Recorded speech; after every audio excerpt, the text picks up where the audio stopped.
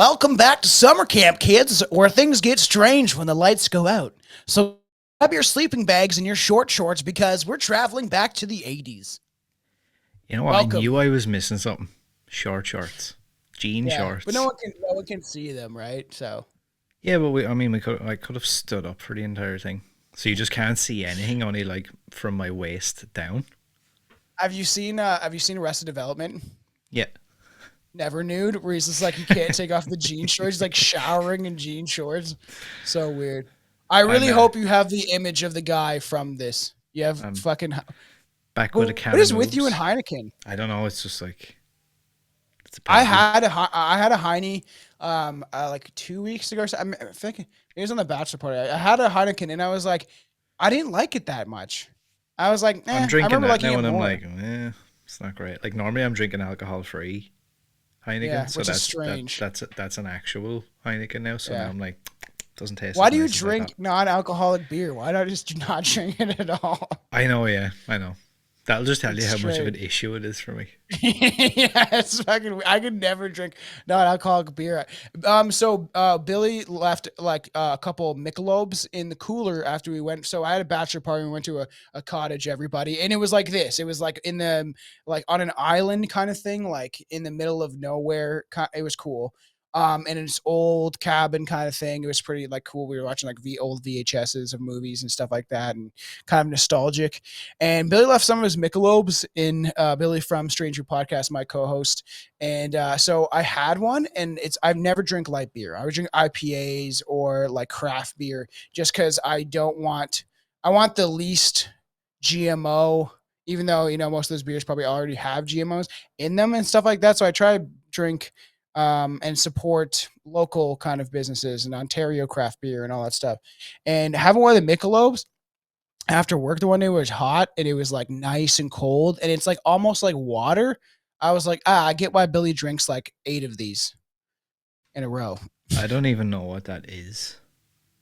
So Michelob beat out Bud Light now because we all know what happened with that, and it's became the number one beer, like light beer. Um, and it's just it tastes like water. Like Billy, I get why Billy drank the whole 2-4 by himself over 2 days. Even my Brett was like my buddy that owned the cottage was like, I can't believe Billy crushed that like whole 2-4, and I was like, yeah, he left two in the cooler, 2 or 3, and they were good. Like I get why he drinks it now because it's like you can have like 8 and not really be drunk. It tastes like water. Like it tastes like water with a hint of beer taste.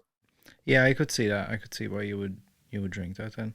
Does that mean if I go to the States, I love Bud Light Lime. I have to boycott that now, right? Yes, you do. I actually like that too.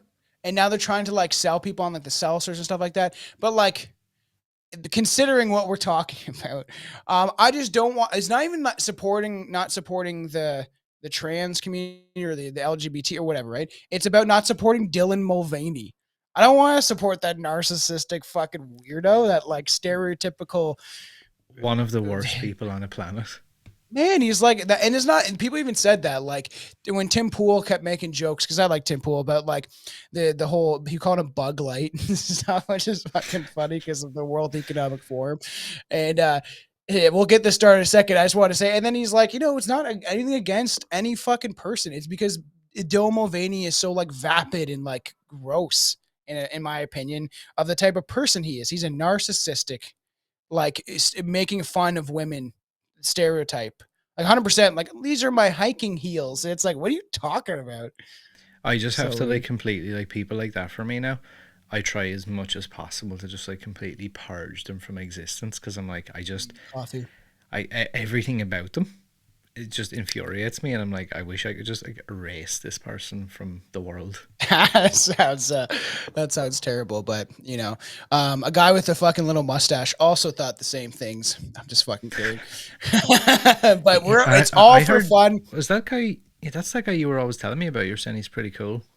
Yeah, I got the poster behind me. I Yeah, got you're Mein really Kampf into in it and my library. all his ideals and like you support My everything he struggle. does. They didn't like my paintings. I I'm watching. I'm watching to become How to Become a Tyrant or whatever on Netflix, hmm and it's like they definitely put this out before the pandemic. It's just very it's shows, and it's just kind of like he let all his rage out at this some like socialist um party that he was supposed to infiltrate, and it's just like they didn't like my paintings and my tiny dick and shit. He's like probably just freaking out and all this little man syndrome anger. It's just funny to like hear about some of the stories with him. It's just so weird now that you're like putting this persona on about him when you always talk in private about how cool. You know what I say? I hate every politician, every government, every leader. I hate them all. I don't think we need that shit. Anarchy for all. And that's you see that post I posted. It's like that's what anarchy truly is. It's like just everyone. You do all your things as long as you don't hurt me or somebody else. You can do whatever the fuck you want, and we don't need the government to tell us what to do, when to do it, how to do it. You know. Yeah, you can just do whatever the fuck you want. You can do stuff like me, where I go and get a Scooby Doo tattoo randomly. When, you got that? When was that? See it right here. Oh, that's fucking stupid. That's So, funny though. I love Scooby Doo for a start, right? And then my surname is Doyle, and I have a dog called Scooby. That's funny. SD, Scooby Doo, Scooby Doyle. You should get Doyle rules on your I might actually. That's actually a good idea. Doyle rules. I remember as a kid being like, yeah, that's the best thing ever. Charlie did not like that. He probably heard me yelling. It was like, "What the fuck? Who's He here?" heard Scooby Doo and he's like, what the fuck, Scooby Doo? Yeah, he's definitely kind of like a scrappy. So this should be fairly fun. I really enjoy the first one. They're all kind of good in their own way. Honestly, it's so goofy, and like the first one is well done. And do you want me to tell you like kind of? I only saw Sleepaway Camp recently. Yeah, The yeah. last Yeah, I was 2 gonna years. ask, like, can you remember like your first experience with it or the first time you ever found out about it? So me and Chelsea, I saw it and I was like, I've always heard about this. Like I heard Ari the Rugged Man mention it in one of like a song. I've kind of heard things about it, and then I've never watched it. So it was on like Tubi or something like that. And I was like, oh, we should check this out. Me and Chelsea were like kind of drunk, and we are just like we went upstairs chilling in bed. So I was like, we got a TV in the room, so we'll chill in bed, throw in a horror movie, have our like last drink or whatever. And I watched this and I was like, I kind of liked it. Right at the beginning. I was like kind of hooked. I was like, oh, this is a little weird and interesting. And one thing I did like because I think what it takes away from the authenticity of a film. Like there's a word I want to use, but like when you have like 25-year-olds playing 15-year-olds, it like doesn't mesh well and it never looks good. It just you can tell they're a bunch of adults, and even like there's so many movies like that. All the Friday the Yeah. 13th movies, like they're supposed to be like 16, 17, 15-year-old kids, and they're like 30. So this is like one of the first movies that they actually, which we'll get into, I think when we talk about this stuff, is like they actually used teenagers. And I just like the POV killer style they did, especially how old this movie was.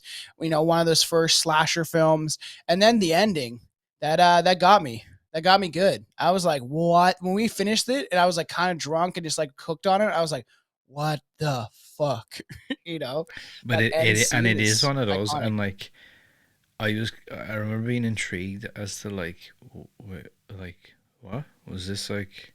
Yeah, Did you I was build the what? movie around like did you have that idea first and then build the movie around that idea or like what? Huh? Do you know if that was the case or not? There's several variations on the story, Yeah, and I don't really know. You know what? This is a franchise that is like shrouded in mystery, maybe because a lot of people just don't give a shit. But like, yeah. it was very hard to find like definitive answers on certain things. I wanted to try and find out about certain aspects, and it all seems to be like very. I don't even know smoke and mirrors. Just kind of like a lot of people are like, yeah, I don't really care to talk about it. Whatever, just leave it alone. Yeah. Well, I'm gonna talk about it. I actually like all this shit, and I'll give my like true opinion on things, and and like I said, me and Aaron were talking before the show and stuff like that, and we're not like the whole purpose of doing this show is not to even my show and stuff is not to offend people or anything like that. Like if people get offended, that's their problem, right? Like the whole idea is like we're just being honest and talking about our thoughts that I know for a fact the majority of the population has about a lot of different stuff. The only people that don't are the people that live in their own echo chamber of hypocrisy and lies and stuff like that. It's just like most people I talk to agree with most things I say. And what You know, difference does it make anyway? Like for the I most part, know. it's like what difference I does it grew up in make the whether fucking I '90s. Nobody gave a shit. I was watching like South Park and Family Guy and like obnoxious movies and silly shit and Van Wilder and like just like yeah, and I was only thinking that I watched fucking Adam's Family Values this morning with my kid, and I was which just we're thinking, doing I a was like, commentary on eventually. You fucker. and I was like, you know what? Like if this was released nowadays, people would go fucking insane. Like the Hmm. world would literally melt if a movie like that came out. I'm like, that's how sad things have gotten. That Yeah, I know. like you couldn't even make a movie now and just be left alone. It's like I just want to make whatever movie I want to make and say whatever I want to say. It's like, well, you can't do that Yeah, because it doesn't suit me. because the crazy leftists that like literally live in their own echo chamber of like screaming, and it's just like the loudest people in the room that make the most noise end up getting the most attention, and you see that, and it's like if you have a society that is plagued with mental illness and it's on purpose, I don't you what do you think's gonna happen? People are gonna like be like, I gotta yell about everything. But let's get to the movie. Do you want me to take over the first movie a little bit, and then if there's something I miss, Sure. you can bring it in. So, Sleepaway Camp is a 1983 American slasher film written and directed by Robert Hiltzik. Is that how you say it? I don't know. Hiltzik, Yeah, I think and that's. starring Felicia Felisa Rose, Catherine Comhigh. Okay, I hate pronouncing names, so everyone And, and realizes. and they can never just be like generic names. They always have to be like these No, weird fucking names. Catherine Cam High. That's literally it's Cam High. Paul D'Angelo, Michael Kellen in his last screen appearance, and Christopher Collette in his first. It is the first film in the Sleepaway Camp film series and focuses on a series of murders occurring in a youth in a occurring in a youth summer camp. The film follows Angela Baker, a shy and introverted teenage girl. Angelina's traumatic past is revealed through flashbacks showing that she lost her father and twin sibling in a tragic boating accident years prior, which is like when I first watched that movie, this fucking three Oh, kid, it's no, and he's like, so. the boat goes by. It's like it was I his shorts forgot. or his hat floats or whatever. I forgot until a couple of weeks ago when I watched because I haven't watched it in a few years and I watched it again Yeah, and I was like, wait a second now. I was like, if I ever doubted the fact that I could make a movie, I was like, yeah, I know. I feel like I can make a feature film after watching that first scene. Like I've said, you give me a budget, and like I could probably find somewhere to film. I could film on Brett's property. Like I could feel like it's if you had, I probably if I had the budget, even what this was, which we'll get to, um, at the time, I could probably film a pretty good movie, but like even less because like I don't know. We watched recently we watched Run Rabbit Run or whatever Rabbit. Oh yeah, is that any That good? I haven't seen it yet. it's worth it. I wouldn't rewatch it to be honest, but we watched it outside.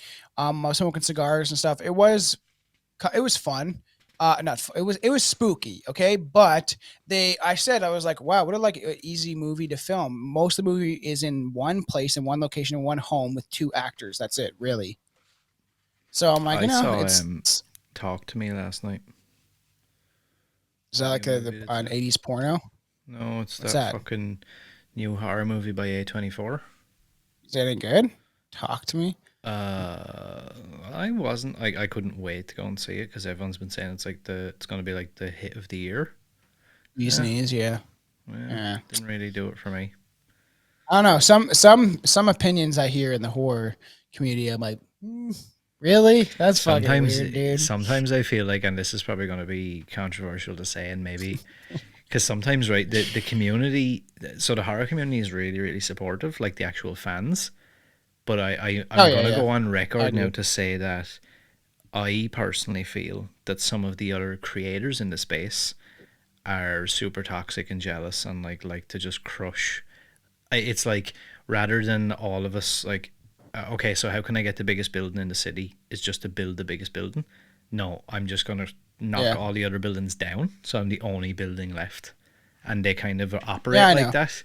And I couldn't help but feel like there's certain shows and certain people that I listen to on a regular basis, but I've noticed a trend of being like when there's a big movie that's gotten picked up by a studio and it's got a bit of hype, that they'll all just be like, "Oh my god, it's 9.9 out of 10. It's the best movie ever." So they can get their interviews, they can get their name on the front of the DVD or whatever. Yeah, yeah, 100%. And that's the issue, right? Is everyone's trying to ride in somebody else's bandwagon, but the thing is, we should have the door open, especially within Hollywood, that we know is going something's going on there, trying to hide. It's like let's not talk about the Sound of Freedom movie that is directly involved with what's going on in Hollywood and shit. But the idea that we need to open the door for more creative minds, but they don't want to do that because there's gatekeeping and stuff like that. And look what's happening with the writer's strike and their actor strike and stuff like that. It's mostly the actor strike, but the AI stuff and there's like, and they don't get paid well. Even Ice Cube was talking about like most majority of actors, they have like, they pay for one expensive actor that gets like millions upon millions of dollars, and they pay everyone barely nothing, like a pittance compared to like the main actor of the film. And that's an issue. I think that's a big issue. And I think that you need to pay actors more, especially sometimes when the amount of money that they make from some movies and they pay the actor like nothing. And the AI stuff is scary. It should scare everybody. Go listen to our Megan episode, but like, and it's gotten even scarier since we've talked about it.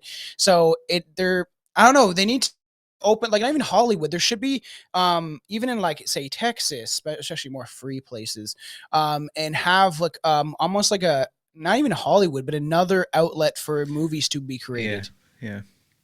It's like, it's weird that it all has to come from there. I know there's other places, like especially around the world and stuff like that, but mostly Hollywood controls most of everything and gatekeeps like crazy. Like look at some of the stuff even with who's the guy that's making Exorcist, the David Gordon that Green. yeah, that whole like of things of him controlling horror movies now with Blumhouse and stuff like that is like, I don't know. There's issues Yep. I see, you know. This And could be, and I mean, they couldn't do this movie again. Or maybe they could, who knows? And everyone would love it. yeah, ooh, that'd be great. So I know I'm going to give my true opinions and stuff, especially because of what's going on in Hollywood right now, and in certain places in the world, right? Like them praising cuties on Netflix, but don't want to air The Sound of Freedom is very strange to me. I'm like, Yeah, you're just but showing dude, your that's card. because the air conditioning is broken every theater in America. Yeah, that's fucking really weird. I've seen tons of videos on that, and now it's cool that they're going to stream it on Twitch or Twitter for free.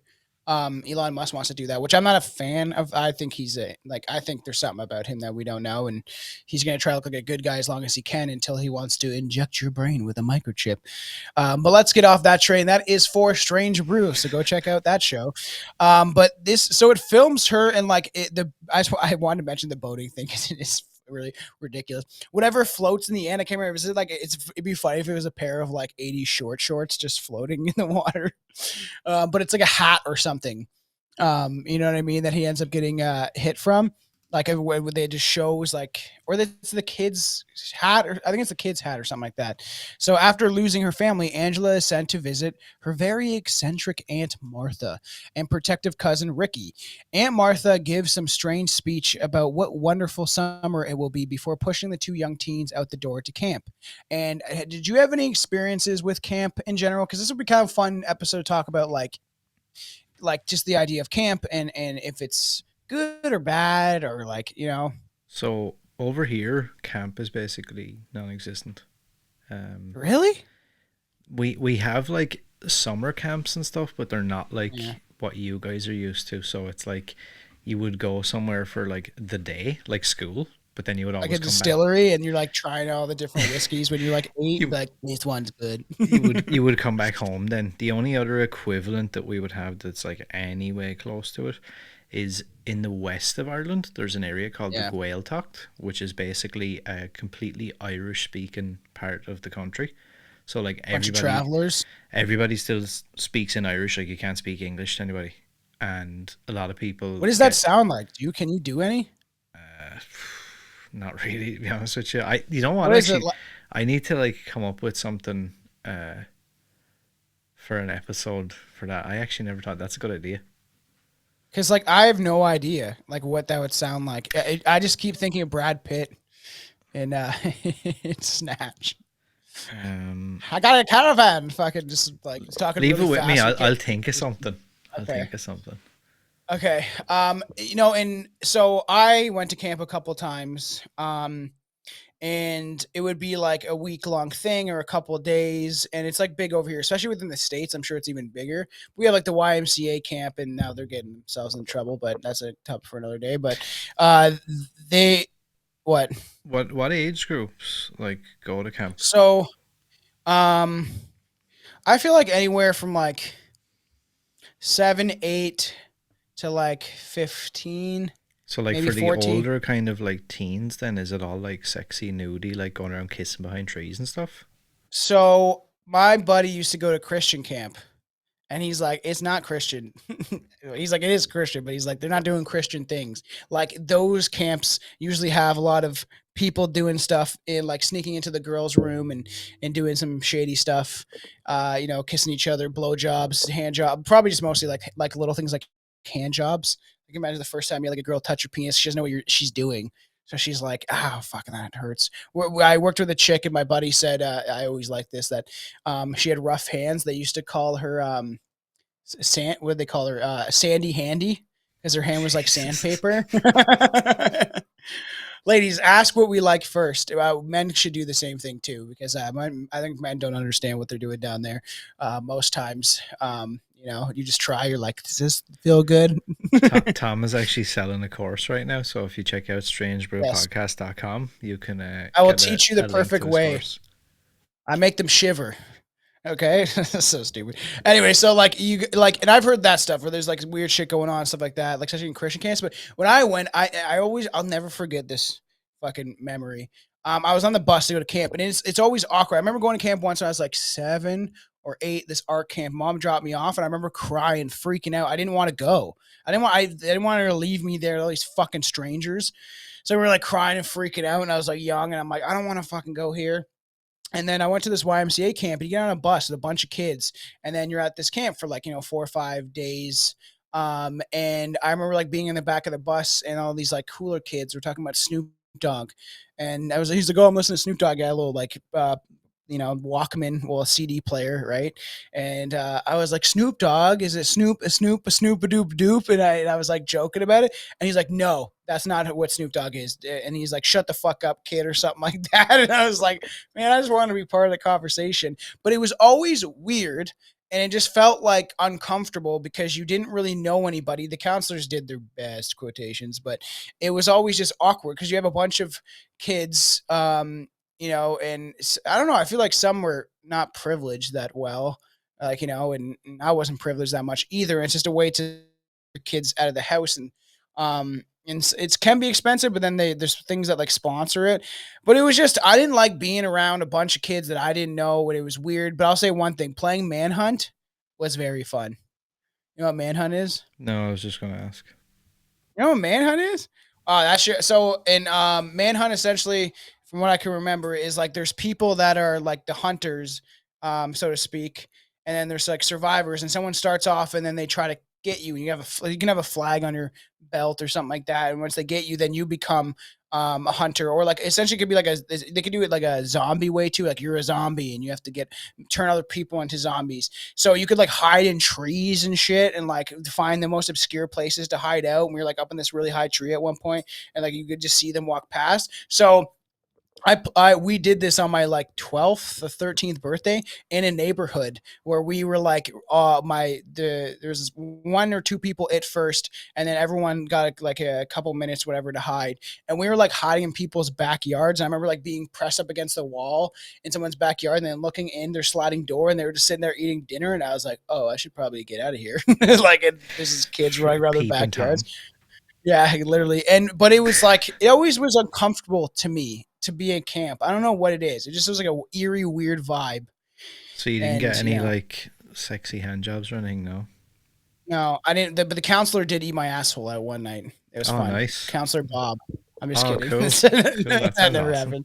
That's why you're so into that now, is it? Yeah, yeah. I love fucking having my ass eaten. So people, it's like a dark fucking shit. I've never I'm gonna done clip that, and that. I never want to do that ever. But I've No? heard of guys doing that. You've had your ass licked? Yeah, thumbs up. Weird. It's just weird the girls that want to do that. That are like, I'll I do know, it. And yeah. it's just like so I figured. girl that In asked that, me, I was like, I don't I want don't that want to bad. say too much, but Yeah, like yeah, in yeah. that, I had that exact like thought in my mind. I remember like looking at that person from then on was always like, what happened in your life? There's something wrong with you. I feel like you're either going to be on like You a licked true my crime documentary yeah, you or, you licked my dirty starfish. and it wasn't even something like that was like discussed or like anything like that. It was just like something you just done, and I was like, what's going on? Like where, what do you like? What's in your mind? What's wrong with you? I know. I remember, and no shaming people. Whatever you do in the bedroom, I don't care. You don't need to make it your whole life of you being like, oh, I do this or that, and make it like that's the problem with society now. Is like now it's like your sexual identity is your whole identity in some regard, in some communities and stuff like that, which is very strange to me. But I remember this one kid that, and he said, I think he said like a girl at camp fingered his bum hole. And then we all made fun of him because he had openly said it, and we're like, "Why would you tell us that? It's not it's cannon fodder now for us." Sounds like a pretty cool guy, if you ask me. So it was always just an uncomfortable feeling. I didn't like going to camp. It was just weird, and you're like, I remember the one time we're like, it was at like the YMCA camp, and there's this big pool, and we're all like lined up with our stuff, sitting in like a row of like the groups of the age groups and stuff like that, and it just like felt like a concentration camp. Just kidding. If I could go to the shower, which Auschwitz. I didn't like. Yeah, We're getting all the keywords Auschwitz. into this episode. Yeah, it's great, great. Demonetized. I know. I don't think I'm ever getting monetized. I'm not gonna want about that because he's doing fairly well, and you'll realize you have to really watch yourself, especially on YouTube, if you want to make any kind of money. So it's kind of sad that we live in a society. Let's hope that there's better apps that come that allow freedom of speech. Come, So literally come. yes. So upon their arrival to Camp Arawak, interesting name. Do you know what Arawaks are? I have no idea. Really? Arawaks are an indigenous tribe, I think. And when Columbus first came here, he killed a bunch of Arawak people. So it's a legit like tribe, an old indigenous tribe. And when Columbus came over here, he acted all nice for 5 seconds and then took all their gold and spices. And when they ran out of gold, he took them as people and made them into slaves and killed them and raped their women and stuff like that. So that's the American history of Columbus Day. Weren't you saying that you wish that the world was like that now and you could do that? I know. I wish it was back to caveman times, where if I see a female I like, I could hit her in the back of the head with a club and then drag her into my cave. You know, just fucking kidding, everybody. God, the So things you could take that's and gonna make it with the be AI, and like, that's gonna just be in like, the trailer for your Netflix true crime documentary. yeah. Jesus Christ. So, Angela becomes the target of ridicule and bullying from her fellow campers, as well as some of the staff. She refuses to speak to anyone except for Ricky, and she barely responds to him. And you see that of like that one girl, that one actress that is like fucking with her the whole time, and the always the preppy girl, right? And can molest Angela, only to be severely burnt by a pot of boiling water. Though it is clearly intentional, the camp owner Mel tries to downplay the incident, but as the summer progresses, a series of gruesome, mysterious murders plague the campers and staff. Yeah, that's pretty crazy. There's some pretty brutal, like there's some good kill scenes. Yeah, That's there's why like some I actually inventive like ones. it. Mhm. That the overt pedophilia in this movie is fucking crazy though. Like it's right out in the open of them alluding to, camp counselors, cooks, people that are associated with camps and kids camps, like molesting the kids, which we know that took place in um certain places and certain camps that in the 80s and 70s and stuff like that. And it's like watching that for the first time when he says something to the black cook or whatever, and he said the fat pedophile cook. He says something to like the him, and it's just so overtly like he's like staring at the kids like he wants to like have sex with a bunch of grade 8 not grade, I think grade 7, or you know what I mean. It's the way he says it. It's like whoa, Yeah, very because out in isn't the it open. something like isn't it one of those like things like, oh, if there's grass on the pitch, play ball or something? Like he makes some like Yeah, weird like reference like that, and you're like, whoa, that's a bit yeah, weird. no, I know there's some stuff that is very controversial in this first film. That is for sure. That's why I don't think people like talking about it. But I feel like if we're anything, we're definitely one. We are probably one of the most controversial quotations. We're like Eminem of the horror world. Old Eminem, not new Eminem, where he's like, "I don't want you listening to me if you vote for Trump," type of shit. That clone. That's his clone, man. But like I do, and I think there's value in that. And what we're doing is different. We're not doing the same thing as everybody else. We're giving our true feelings and thoughts about some of the stuff. And it's very weird, that whole like scene. And then he gets what he deserves. So it's kind of like, it's justice in some way. And I remember being like, that. I think that's the first kill, isn't it? And I was like, oh, that's pretty Yeah. good. I enjoy that. And how he's like, don't push me. And he's like on the thing. It's just like it's so random, but it's good. I like it. All the scenes in this movie, like again, I'm not knocking the movie. Like I enjoy it, and like it is what it Yeah. is, and it was released so long ago now. But like Mhm. when you're looking at some of it, you're like, how was this even like believable Yeah, back in the 80s? Like it's like so I know. overtly like campy and fake. I'm like, what in the fuck? But it's like when Joe Rogan talks about showing his son King Kong, right? And he tells a story about how like they think it's stupid and so like it looks dumb and fake to his kids, but the people when that movie first came out in the 30s, I think, the very first King Kong, people like freaked out and thought it was like scary and stuff. Like it legit thought it was creepy and scary, and people like had like nightmares about the film, and like you can look into it and it's fairly interesting, and it would be cool to maybe do not even like a deep dive, but like just an open aired live show about older movies, like that when the I think it would be smart and justified to do episode about the beginning of cinema, and do a live show, a good 4 hours at some point, and just do a big deep dive into the starting of cinema and stuff like that. If you'd be interested, I think that's like a cool idea. There's so many cool ones as well. Like I'd love to talk about London After Midnight. I want to get that shit Yes, that I want to get that tattooed on me. that was an idea we've talked about too, is doing that for a live show. And really, like, I would like to do that. And that could we can, do a fun YouTube episode that's half an hour, 40 minutes, and really dive into the idea of the film that was lost and cursed. And I would love to talk about Nosferatu and stuff like that. But it's just Yeah. that idea of a different time. This is probably pretty like when Friday 13th first came out. First came out. Sorry, having a lisp.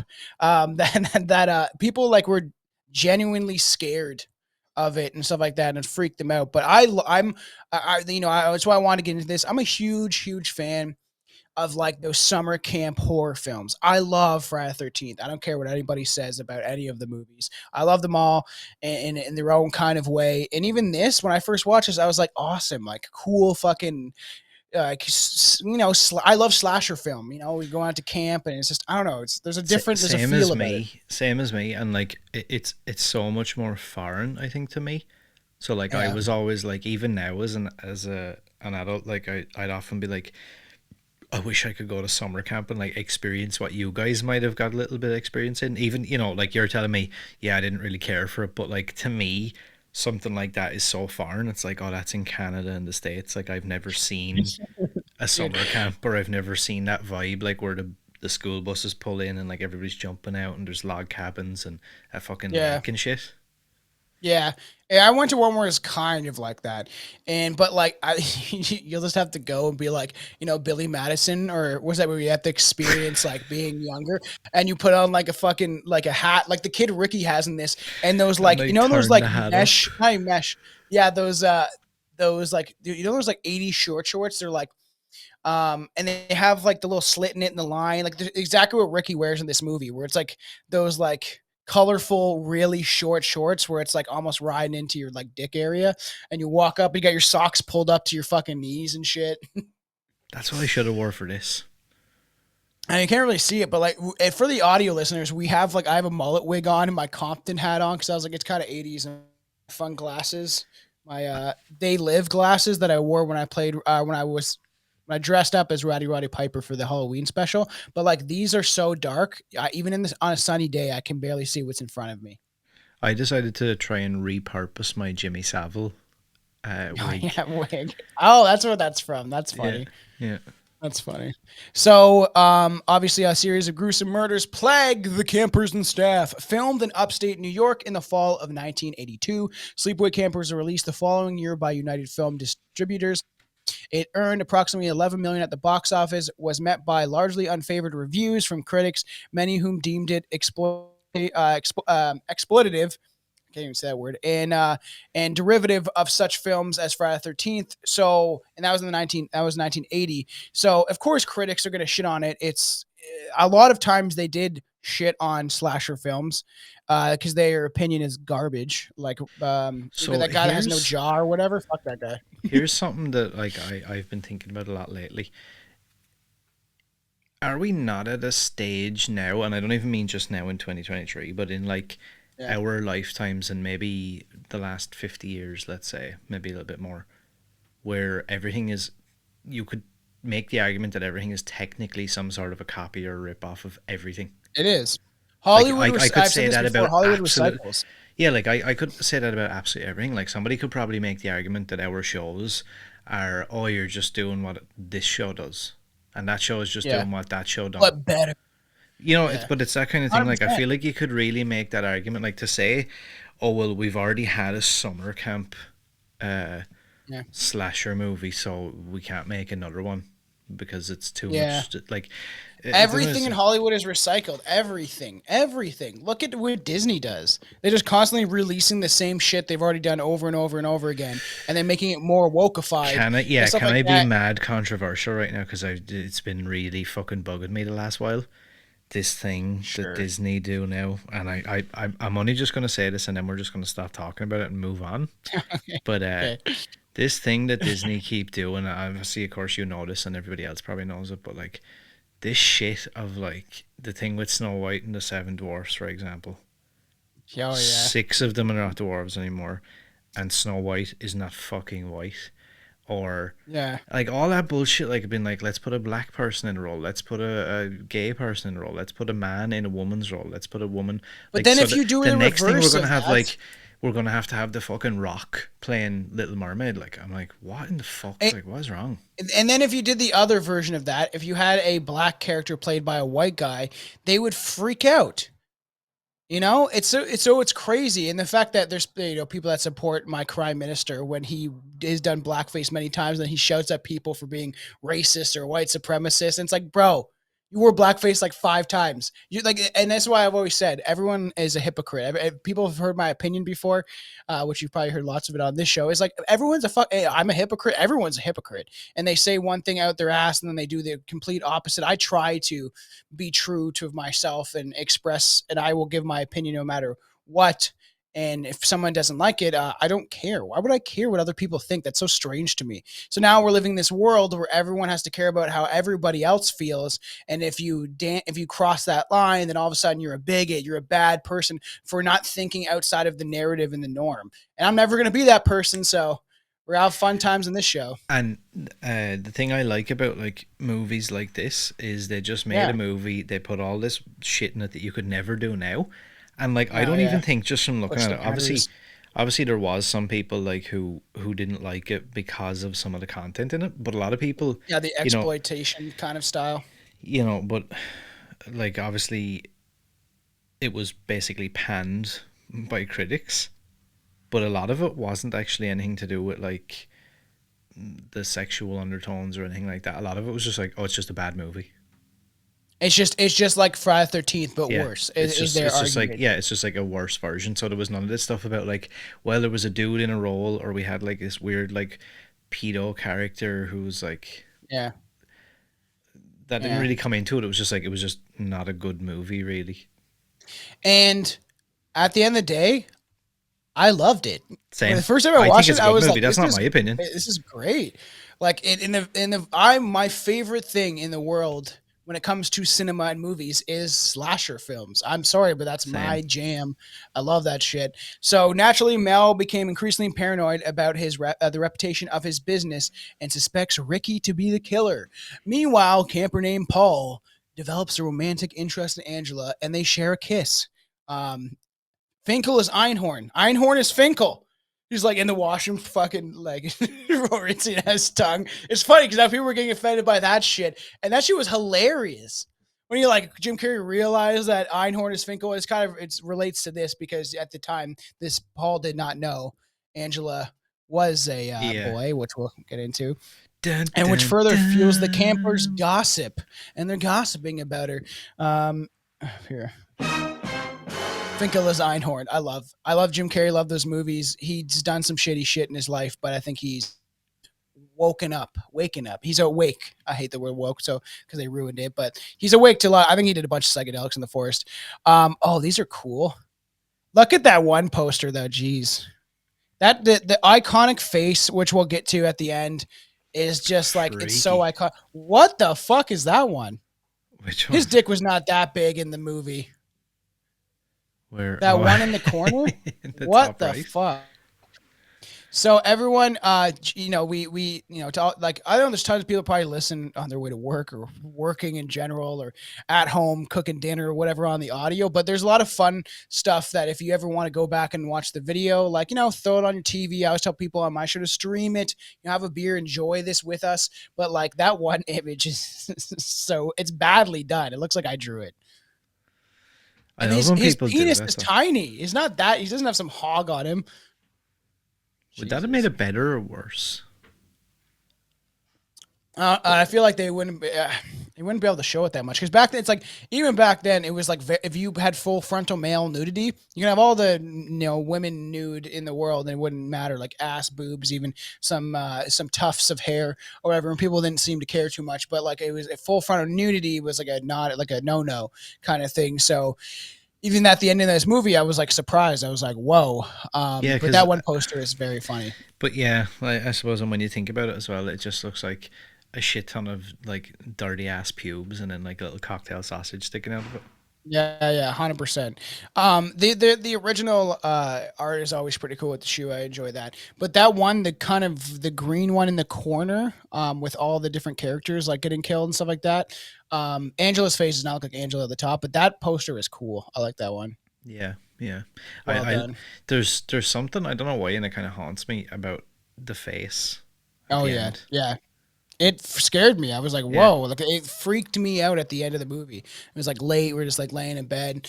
It's fucking weird, dude. And I think they did a pretty good job. It could have looked a lot. It could have looked way worse, like cheesier and like just they did a pretty good on the Hmm. head that they created. It's fairly good. As the body counts rise, the police began looking for the missing campers, only to make a genuinely shocking discovery. On the surface, Sleepaway Camp plays out like many other slasher films from the early '80s. Bullies and objectively bad people turn up dead in increasingly shocking ways. In the climax, the killer revealed and was kind of given some sense of closure after like the killer is revealed. However, Sleepaway Camp derives from more of the mainstream slashers in a few important ways. First and foremost, the central characters are all pretty young. In fact, the camp doesn't seem to have a coherent age range. There are young adult campers mixed with kindergarteners. Nevertheless, the majority of campers seem to fall somewhere between 12 and 15 years old, which is still a pretty young demographic for a slasher film. But to be honest, if they were to do a movie like this, they wouldn't be able to. But like a slasher film in a camp, I think it's so dumb to use like adult characters, especially people that are past the age of even 20, to unless you Yeah. look fairly young to play like like they play kids. It just doesn't look right. It feels off. Like I know It some of those Friday 13th, like Crispin Glover. Oh, I guess they're not technically at camp on that one, but there's some of the ones where it's like, no, you're clearly like 35, dude. How even though you're trying to play a 17-year-old?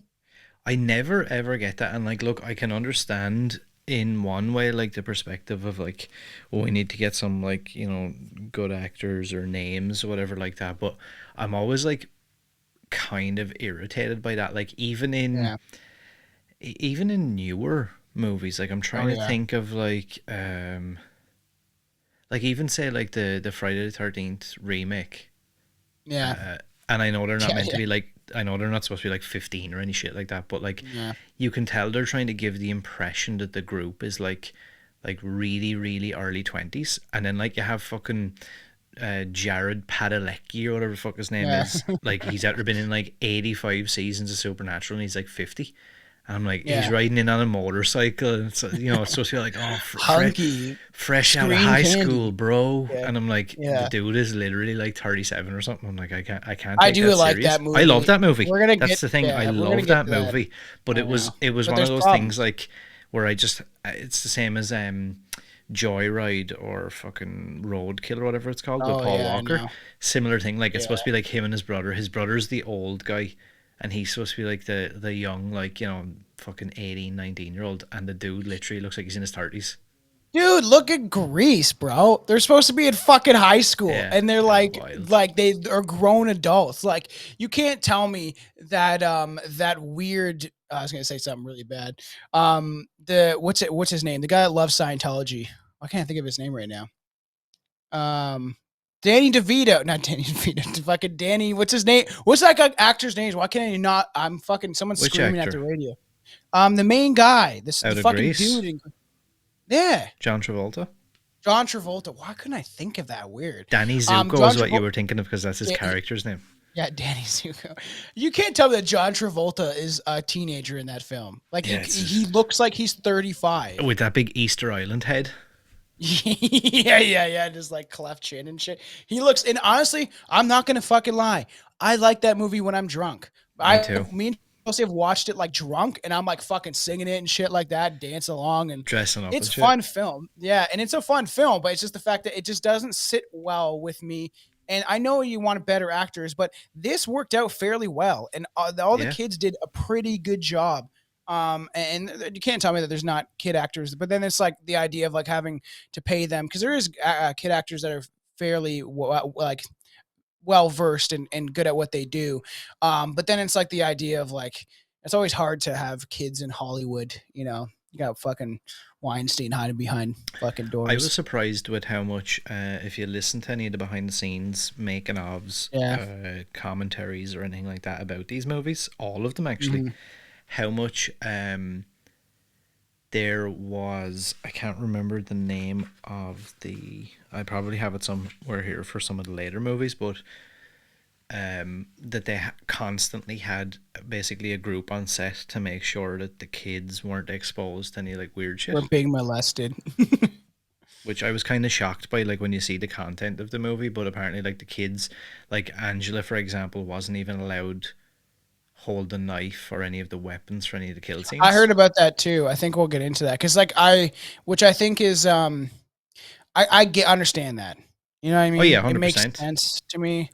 But if it's like a rubber knife, I don't know. It's like, but it's just not to expose them to it. But I'm surprised they even cared in the '80s. Not gonna lie, I know. Yeah, I I'm was kind of surprised they even went shocked, that and they route. I said was like like, they were like really serious about like you can have the kids on there, and like we understand that it's all supposed to be like the kid is like the killer and this and that, but she yeah. can't actually, like her as a person, she can't be exposed to anything. She can't. There can be no nudity around her, And then she has a full-grown man's body by the end. It's which is just really weird. wild. Like, In the years since its release, Sleepaway Camp has gone on to develop a cult following, which I understand why. A unique film, in my opinion, as well as obviously gathering notoriety for its twist ending. It's a twist, which is obviously considered one of the more shocking in the horror genre and film history at large, just because of the way they played it out. The film has also been the subject of obviously criticism from modern reviewers regarding its themes of gender identity, of course. The yeah, so fuck. Can you even show that on fucking YouTube? don't know. Guess we'll find out. Dun, dun, Fuck. dun. I feel like, do you have any pictures of Homeboy short shorts, man? I really like. I I'll told put you a I'm gonna little send. fucking. I'll put a little. I don't know, like a little smiley face or something over that. Yeah, he's got a little ding dong, but it's not. I can't fucking shout it out either. So I'm a grower, not a shower. Okay, everybody. Same. But like, but it is. Do you have any of the fucking like guy? I want to send you photos, man. The short guy. I told you to get the guy in the red shorts. Like, you got to fucking bring this picture up. I I feel like saved a I bunch did. of Let me pictures. see. I should have sent it to you. Oh, that's fucking cool. Like, look at that head. They did a pretty good job. She looks scary in that photo though. Horrifying. Angela, like, Yeah, that's actually kind of freaky. That's pretty cool.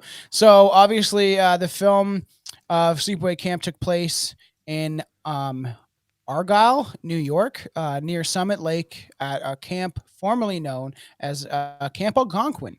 And interviews screenwriters and screenwriter and director Robert Hiltzke has said that he attended the camp as a kid. Sorry if I'm pronouncing this guy's name wrong. The one thing I'm terrible at is last names. Um, yeah, you should. You got it. If you go Google it, bring up the camp counselor, the built. There he is. Here's what you want. Such a fucking weird outfit, man. Like, what are you wearing? Oh man, if anyone's never seen this, and you're listening to this fucking shit, go watch it. It's so funny. Every time that you can see his dick clearly, and they're all the kids are at height of his dick. But like, and that's the thing. If you watch, like, I was tripping balls on mushrooms watching not this, because I would be like fucking being weirded out by this. But the what Sympathy for the Devil by Rolling Stones live, and I was watching what's his name, Keith Richards or whatever, and you can just clearly see his dick in these tight ass fucking like pants, and that was like back in the day. Oh, that's so funny. Did you? And I'll post everybody. Go look up. We'll be on both of our Instagrams. I'll post a couple of clips of me watching this outside, where I was like, "Look at these kids' fucking shorts, bro." It is very funny how that's never came back. It's come back to an extent, but not like the '80s. But I'm gonna type of person like if your shorts go above your knees, there's something mentally wrong with you Uh oh. as a man. Uh oh. I know Aaron is seriously mentally ill. I'm just kidding, but Well, I you am, like your but dad shorts, I do. I do. cargo dad shorts. I just think it looks like weird. Like we have a younger kid that works for us, and I was like, bro, look at those shorts, and it's like just like yeah, like almost like that. It's just like Yeah, no, that's freaky. it's not my thing. It's just like I don't know. I don't feel comfortable, and The I'm pretty image comfortable in of either anything. of us in a pair of shorts like that. Man, I would look so stupid. It would be so weird. You would think I was a gay dude, especially with those socks. Like you would think I was like gay. And you need to get It's just the shirt that's like, I don't know what you call them, but like the shirts that are like up really high. That's not like a full oh length the crop t-shirt. top, Ugh. the crop top, and they have that like like Johnny Depp because we just did a Nightmare on Elm Street. It's like the Johnny Depp like look and stuff like that. Bring up that camp counselor again. He's the I just best. He's your I would favorite, isn't I he? I would wear that as an outfit for Halloween. It would be so fucking funny. Like and put like do like fake muscles, like like those you can get those like fake muscle like things that you pull Yeah, over yeah, your like yeah, chest yeah. for like a costume. It's just so funny. Like his wife beater like kind of like the cut off sleeves and the collar is so 80. It's so weird. Like I couldn't see anyone wearing that nowadays. It's freaky, right? This is short. That just made me laugh. When I first watched that film, I was like, whoa, look at that guy's fucking outfit. And he's like ripped. Look at this strong built dude. So strange. All right, you can take him away now. Very funny. So the film, the movie was filmed in 5 weeks, starting in September 1982 and ending in October of that year on a budget of 350 million. Or sorry, $350,000.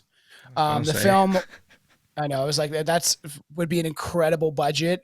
Just like it was all just for the animatronic head and to pay the guy to get naked, but they probably paid him nothing. So yeah, $350,000, which is I feel like that's a decent budget for back then. That image is freaky, man. Of her like just staring into the camera, That freaky. head to me is just Uh, absolutely horrifying. I know it is scary. The film had we'll talk about the ending pretty soon, but the film had the storyboard had storyboarded, but after the first day of filming, the movie was already behind schedule. The storyboards could not be used and were thrown out. I wonder what it would be like with what they had originally.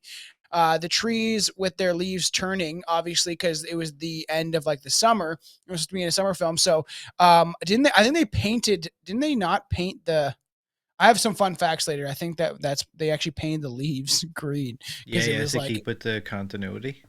Yeah. Yep. Unlike many of its contemporaries, which had adults betraying youth, the cast of Sleepaway Camp was primarily made up of adolescent actors.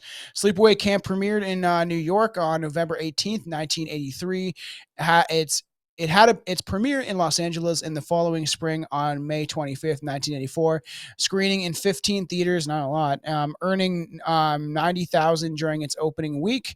On June 10th, the film ranked amongst the top 20 highest grossing films at the U.S. box office that week. By the end of its theatrical run, it had gone on to gross a total of 11 million. And considering they only filmed it, and the whole budget was 350,000, it's not terrible actually. In the years since its release, Sleepaway Camp has developed this, cult following, and people. Some critics have liked it, some people have not. And the twist ending had been distinguished by audience and critics as one of the most shocking in the slasher genre's history. And then that's pretty crazy that it was that shocking. But it's something that like I didn't when I watched this for the first time, I never heard about the ending or any of that shit or even any other than just hearing people kind of slightly talk about this movie. It was shocking either way. And it's just like her standing there with her like mouth open, like, and this like shocked look. It is, I don't know, and it's weird why they chose that because it's like Yeah, I I don't know. know. Because it kind of It's looks just like so weird. some sort of like monster or fucking cryptid looking thing. Yeah, definitely. Oh yeah, it does. It's just weird. So on a review, this is this is interesting. So on the website Rotten Tomatoes, Sleepaway Camp holds an 81 approval rating based on 27 reviews. With an average rating of 6.4 out of 10. The consensus reads Sleepaway Camp is a standard teen slasher, elevated by occasional moments of John Waters esque weirdness and its twist ending. I could see that. On Metacritic, the film was reviewed by 4 critics and got the rank of 58 out of 100, which indicates mixed or average reviews. Pretty interesting. It's probably fair, to be honest. Yeah. Um, Want to pick some taglines? Okay, yeah. Oh, And then I okay. have and This then one we has can quite kind a of few. start bringing it to a close.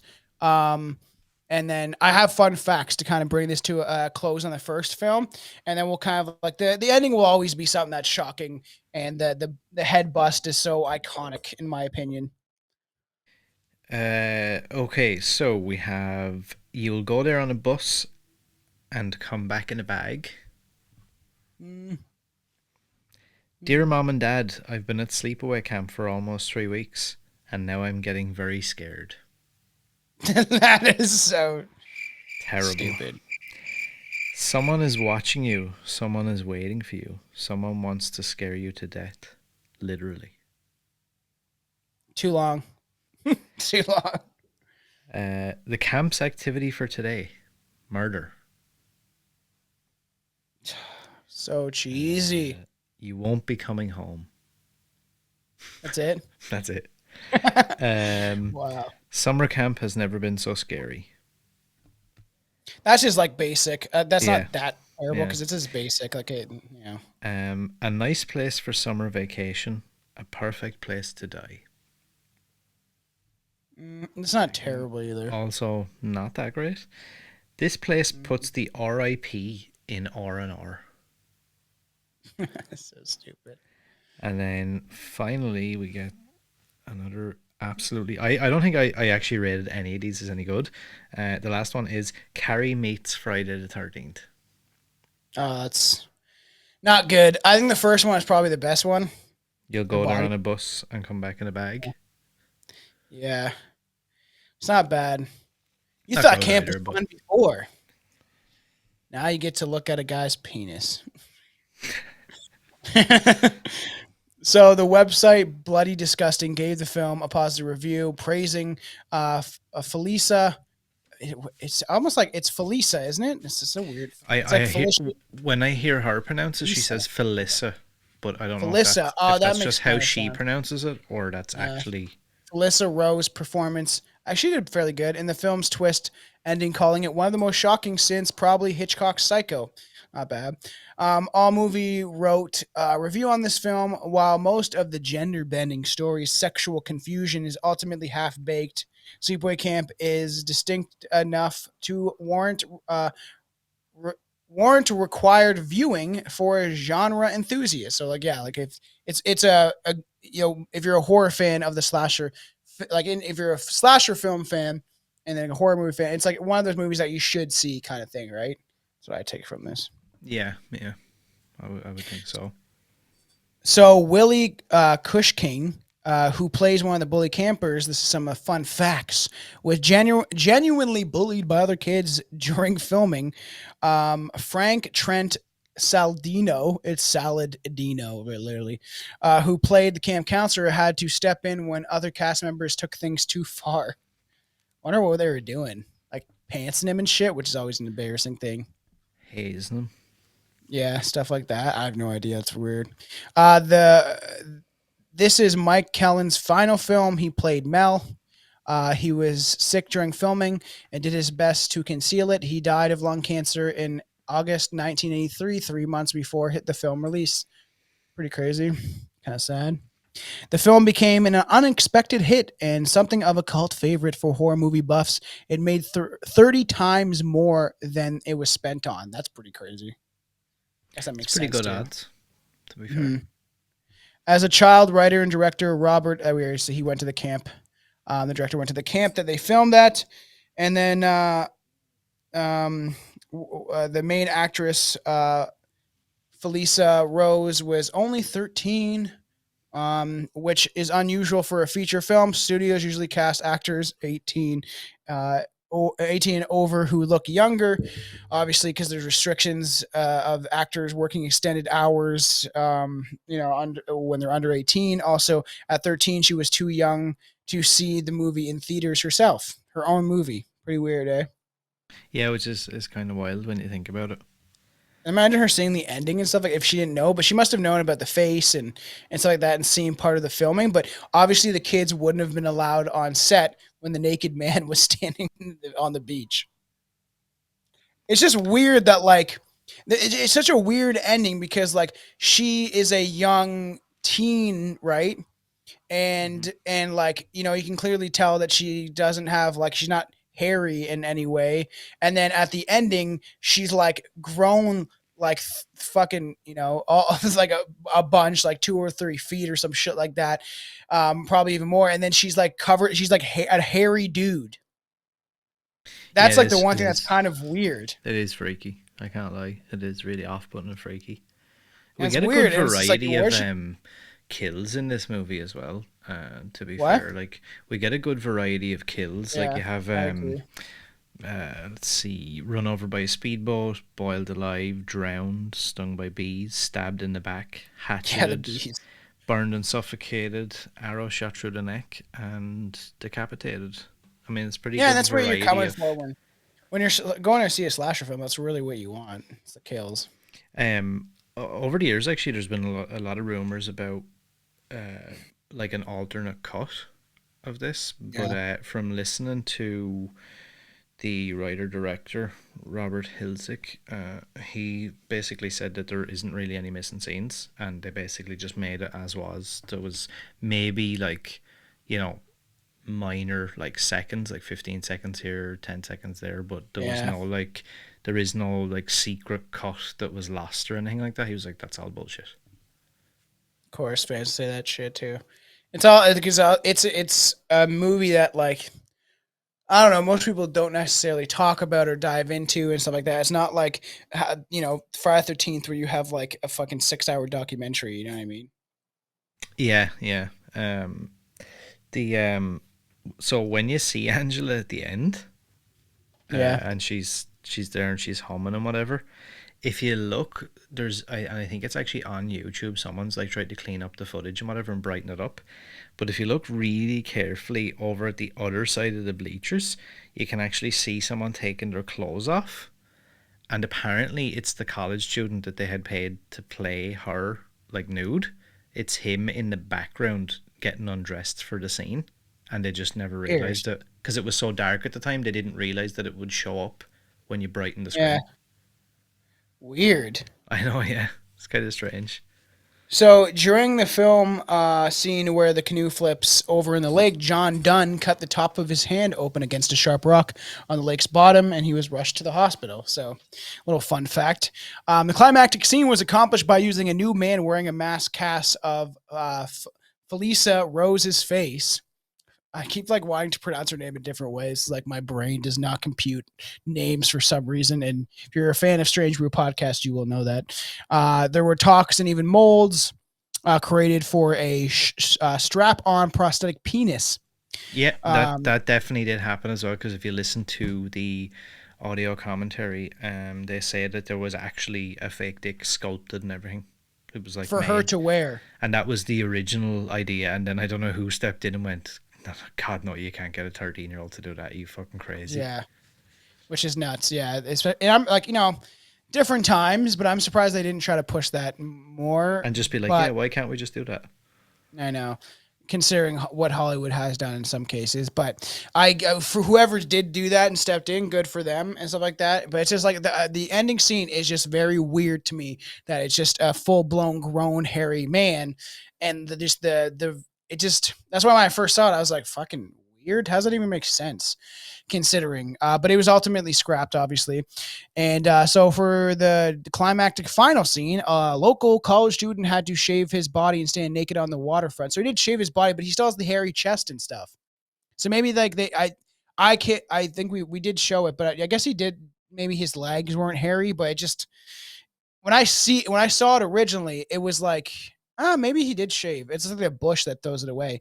But it just definitely seems like I guess he did. He must have shaved his whole body. It's just the blood. It almost looked like he had a hairy chest when I first saw it, but I might be wrong. The hair is fucking freaky. Why that's so unsettling to me? I know it's very, especially take the penis off the fucking screen and get a shot of like a more HD version of the face because there is definitely ones on Google. Yeah, just in case. Uh, and it is so he supposedly like he was wearing the plaster mask of Angela's face for a long shot. Apparently, the guy had to get pretty drunk. He got plastered himself in order to film the scene. Hey, ain't nothing a few beers can't fix. So yeah, pretty crazy. Yeah, it's freaky. I did have a few other things here. Let me see. Oh yeah, Yeah. I think I talked about this in a previous podcast, and I can't remember what it was, but I had pulled up. I have the Anchor Bay box set of these, and Oh, that's cool. I didn't realize that it's not the one though, the super rare one.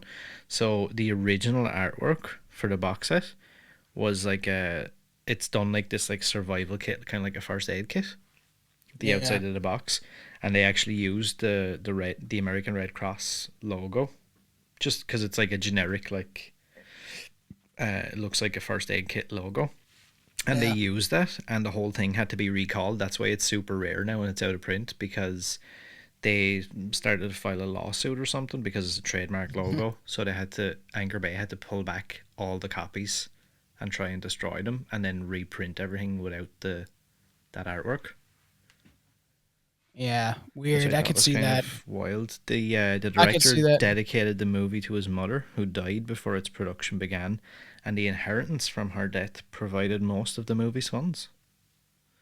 Crazy.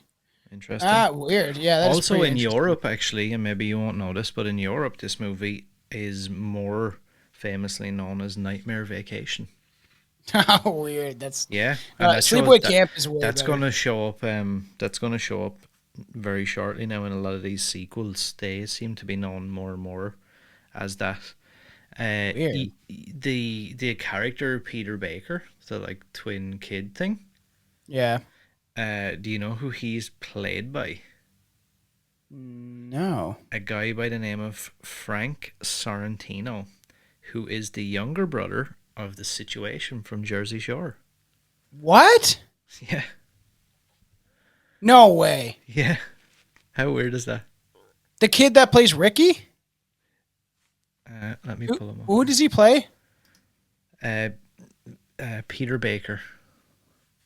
Who's Peter Baker in the Let me film? let me pull him up. Weird. That's fucking strange in general. That's so weird. I know, What a right? weird. I'm not gonna lie. I was into that show for a bit. It's just stupid. It's definitely scripted. All reality is scripted. But like, it's just fun to watch where you have a couple drinks and watch them be fucking lunatics.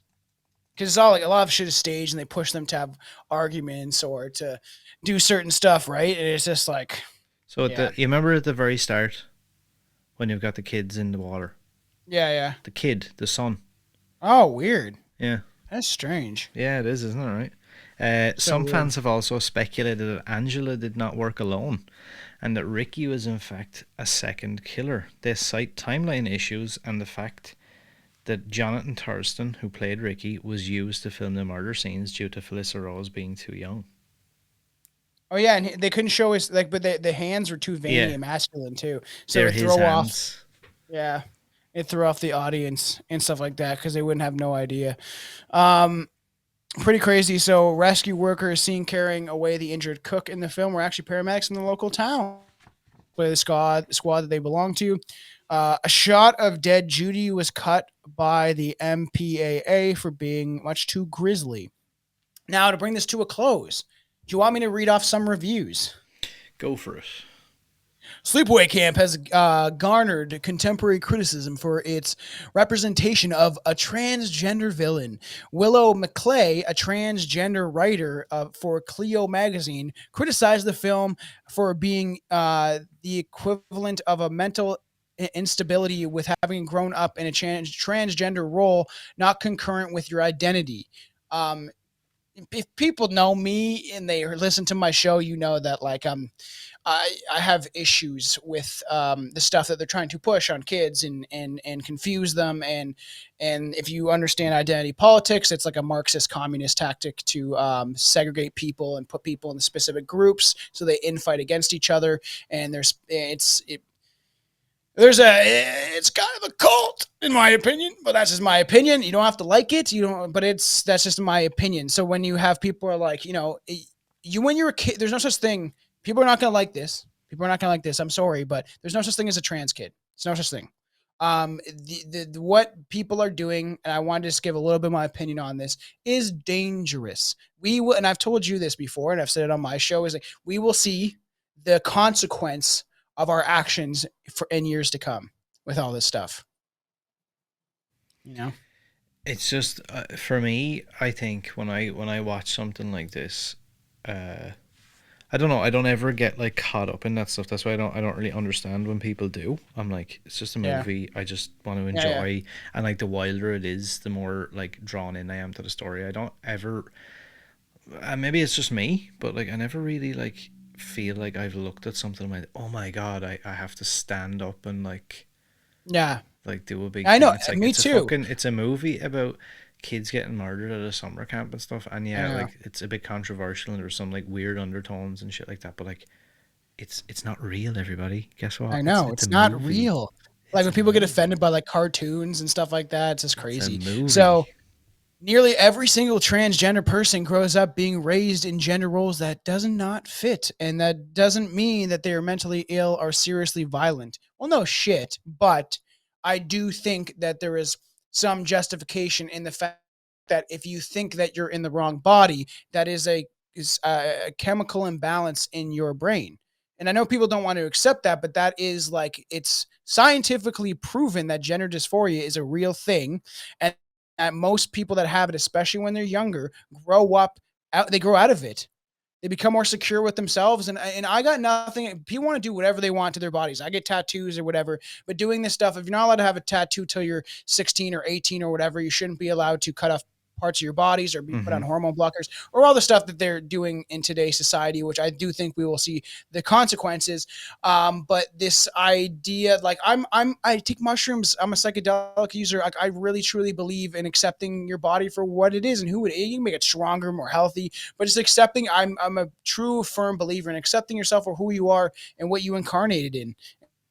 And that's just my opinion, but so yeah, she seems that felt that it was the film has transphobic and homophobic implications due to its representation of Angela and Angela's gay father, which is also a fucking weird scene. I forgot about that shit till now. Where like the dad's having his like gay sex in the bed or whatever, and they kind of just showing it's just the shot of just the bed, and it's a very that scene is very weird also, but can the but conceded that the film has a metaphorical merit for showing the unfavorable and violent consequences for a character who is forced into gender roles that do not align with their identity. Blah blah blah.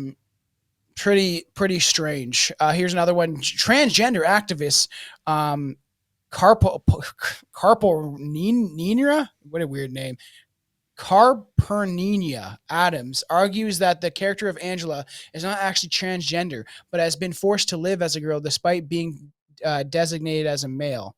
Yeah, so she goes on to say a transgender author and activist commented in 2021 interview with Fangoria that the character of Angela is not even really trans. The whole situation with Angela is a child who is forced transition, which is an interesting take, like what I was kind of saying. She's compared a character to David Raymer, a Canadian man who, as a child, was forced by his parents to live as a girl following a botched circumcision, and that's what I was talking about. I wanted to cover on the show. That's part of the story. Because I was like, I said something. We were talking before that something happened to his penis or whatever, and there was a botched circumcision, which is crazy. Because I've heard about stuff like that they've made a couple mistakes sometimes of cutting it, and I'm glad I'm circumcised. I will say that, but it is Scary. it's scary. I've heard horror stories about like people like doctors not cutting it the right way, and then if you're in trying to heal it after, and like oh, it's scary. I don't like anything to do with my body or the inside of my body. It freaks me out, or surgery, and like most people, I'm sure. Further states that the film should be assessed in the context of the period in which it was made. I would just say that I enjoy Sleepaway Camp for what it is, which is a shockingly 80s horror with a unique twist ending, and I think it's the worst possible portrayal of supposedly a trans story. Buffalo Bill or Dress to Kill, any of those type of films, but at the same time, I don't want to censor or cancel it. And if you just sit back and let yourself just chill, it can be an enjoyable watch. And that's what we're saying is it is just a movie. If you don't like it, don't watch it. It's so simple. And it's just a movie. That's like all I harken back to. Like I don't even really have opinions on it. It's just like it's just a Yeah. movie. I watch lots of movies that have lots of weird things in them, and I don't really ever Yeah, kind of and find and it like and and whatever. well, and we'll get this stuff on the show. I don't want to say it too much in your show, but like I said, I think what society's doing now is dangerous, and that's just my opinion. But I think it's dangerous. I've been yet to be proven wrong about all the stuff I talk about. So let me know when you're able to prove me wrong. I will listen and probably make fun of you. Just kidding. I won't be that rude, but You it's just probably will. there's some sketchy shit going on in the world, and it's like my whole thing, right? Just to end on this is like if something the mainstream media or the government is pushing is usually bad for us. People have to really clue into that these people they're not representing our best interest in any way, and that's my opinion, but I can prove it statistically speaking, even in the world and our history and stuff like that yeah, throughout our history, if the government's pushing something, it's probably not good, you know. Well, any final thoughts? Look, I enjoy the What do we want movie to for rate what it? it is. What do we want to rate it? Uh, I give it a 7.5, man, out of 10. I thoroughly do enjoy this movie. 7.5 inches out of 10. Yeah, yeah. Which that Yeah, guy definitely wasn't. I probably give it the same. I would say it's a pretty good It was range. I fun watching think it outside, dude. Like watching it outside by the fire was fun. It's it's a perfect look, film. it's a fun movie. Like it's just Yeah. it's crazy. It's cheesy. It's there's a lot of um things that you could critique and say is cringy or bad or whatever. But like Oh I yeah, think that's what makes it what it absolutely. is. Like it gives a character and look, it's just a movie. Like it's just a Yeah. bit of fun. Like it's 80 minutes of fun. Yeah, and I've said this before. I don't want to alienate our audience by any extent or anything like that. But we're a show that is different than others. Well, I'll state my opinion about certain things that I think that should be talked about.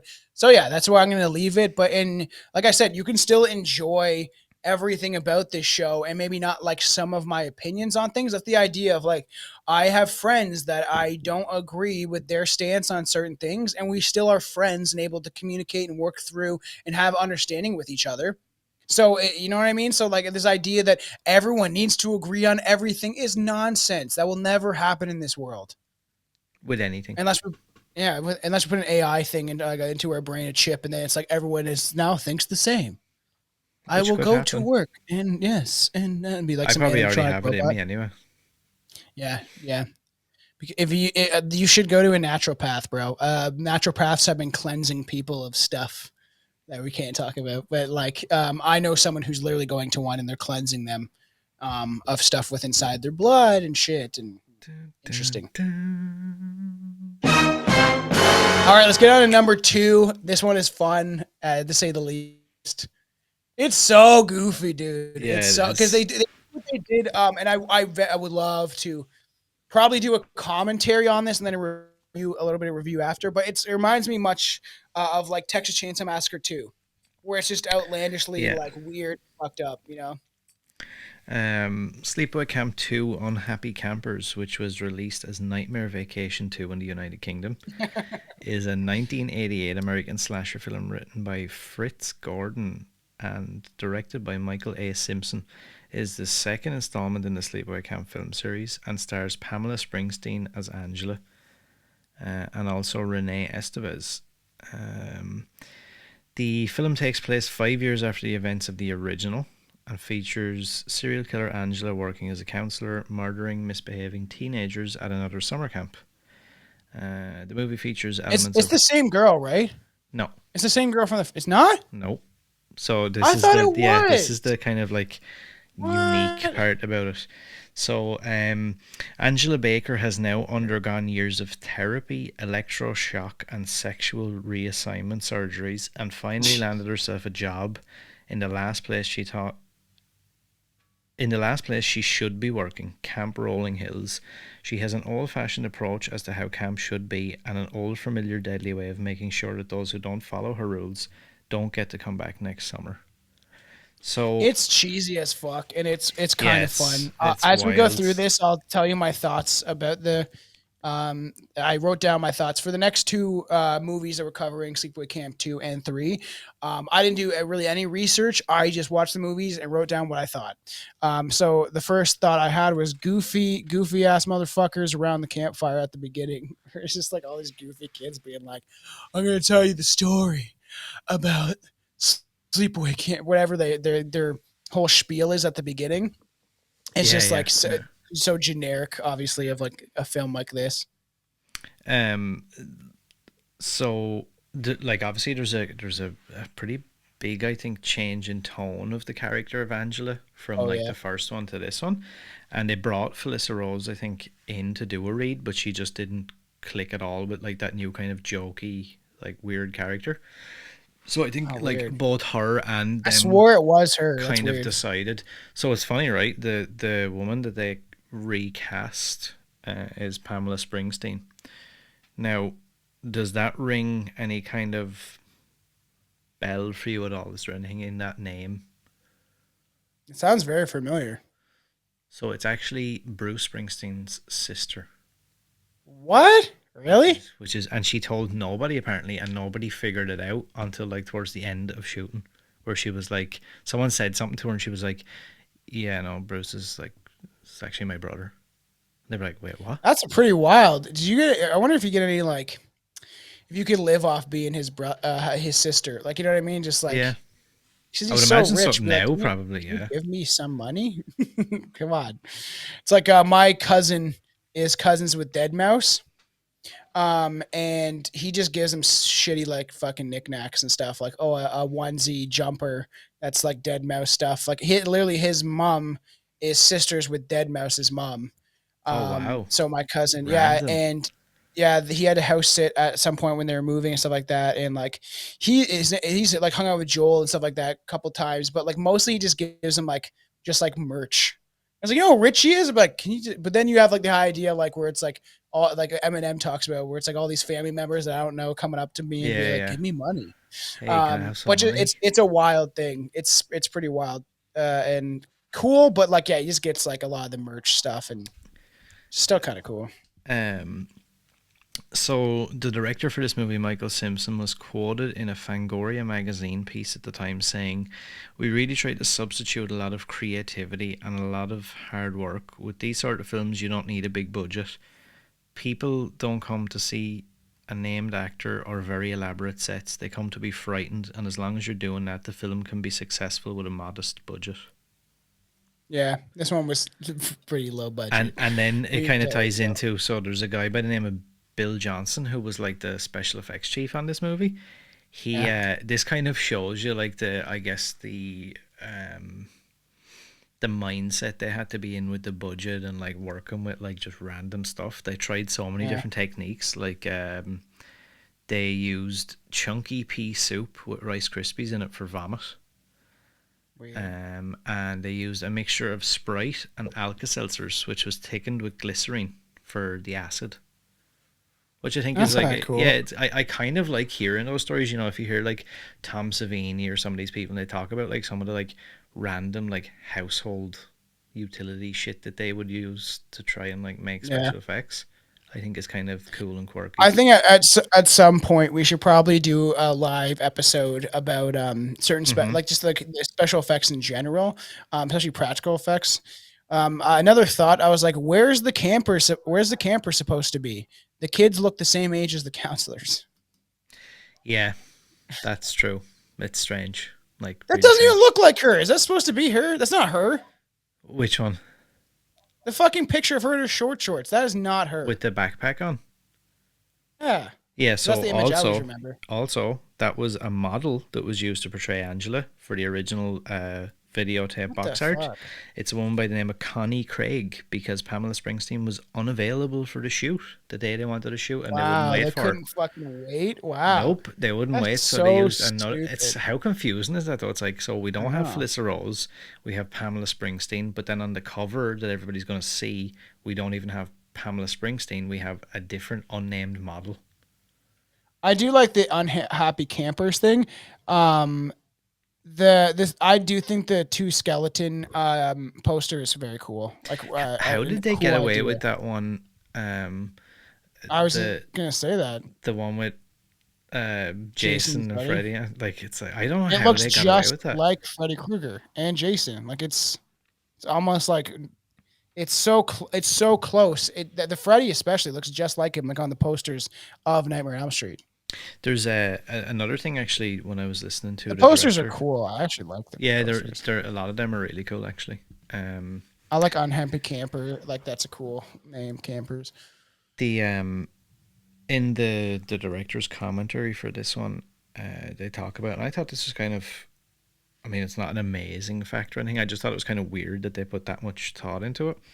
So like all the characters are named after actors that are associated with like 1980s film culture.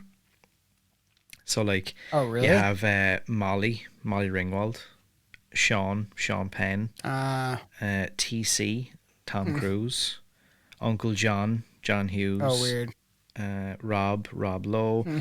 Demi Moore, Brooke Pablo. Shields, Jodie Weird. Foster, Anthony Michael Hall, Judd Nelson, Charlie Sheen, Emilio Estevez, Strange. Diane Lane, Emilio! which is just like Sorry. fucking random. Also, another random pointless fact that no one's going to care about. This is Chris Jericho's favorite slasher movie of all time. The fucking wrestler? Yep. Really? He likes His this that much? favorite slasher movie of all time. I don't know if you've ever heard the YouTube channel Dead Meat No, or the that's cool Dead though. Meat podcast.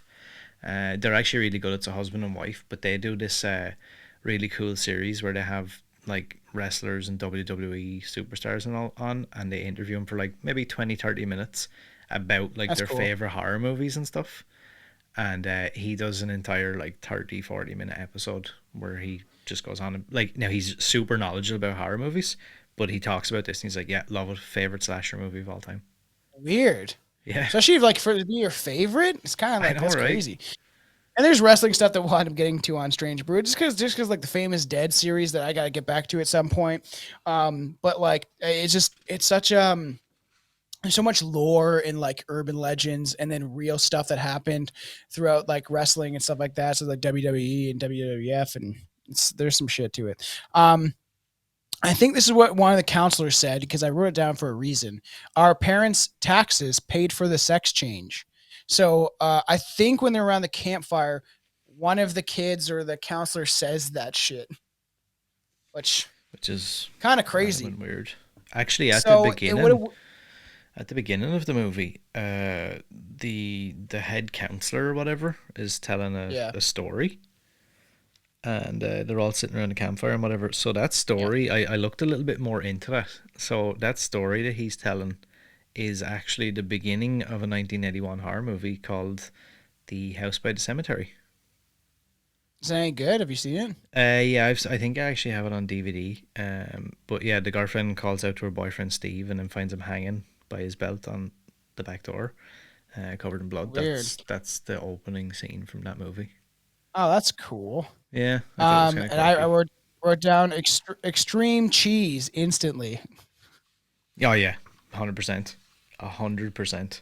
It's like, and they don't even try and be like in any way like easy into it or anything. It's just like boom, straight away. No, The whole thing is kind of like that, instant though. To be cheese, fair. nacho cheese. I know. I also wrote down nice tits. There's a lot of Yeah, tits in this film. there is a lot of tits in this film, and I was actually going to make a slide of all the collection of nudies in this, and I thought maybe it's probably not the best thing to do.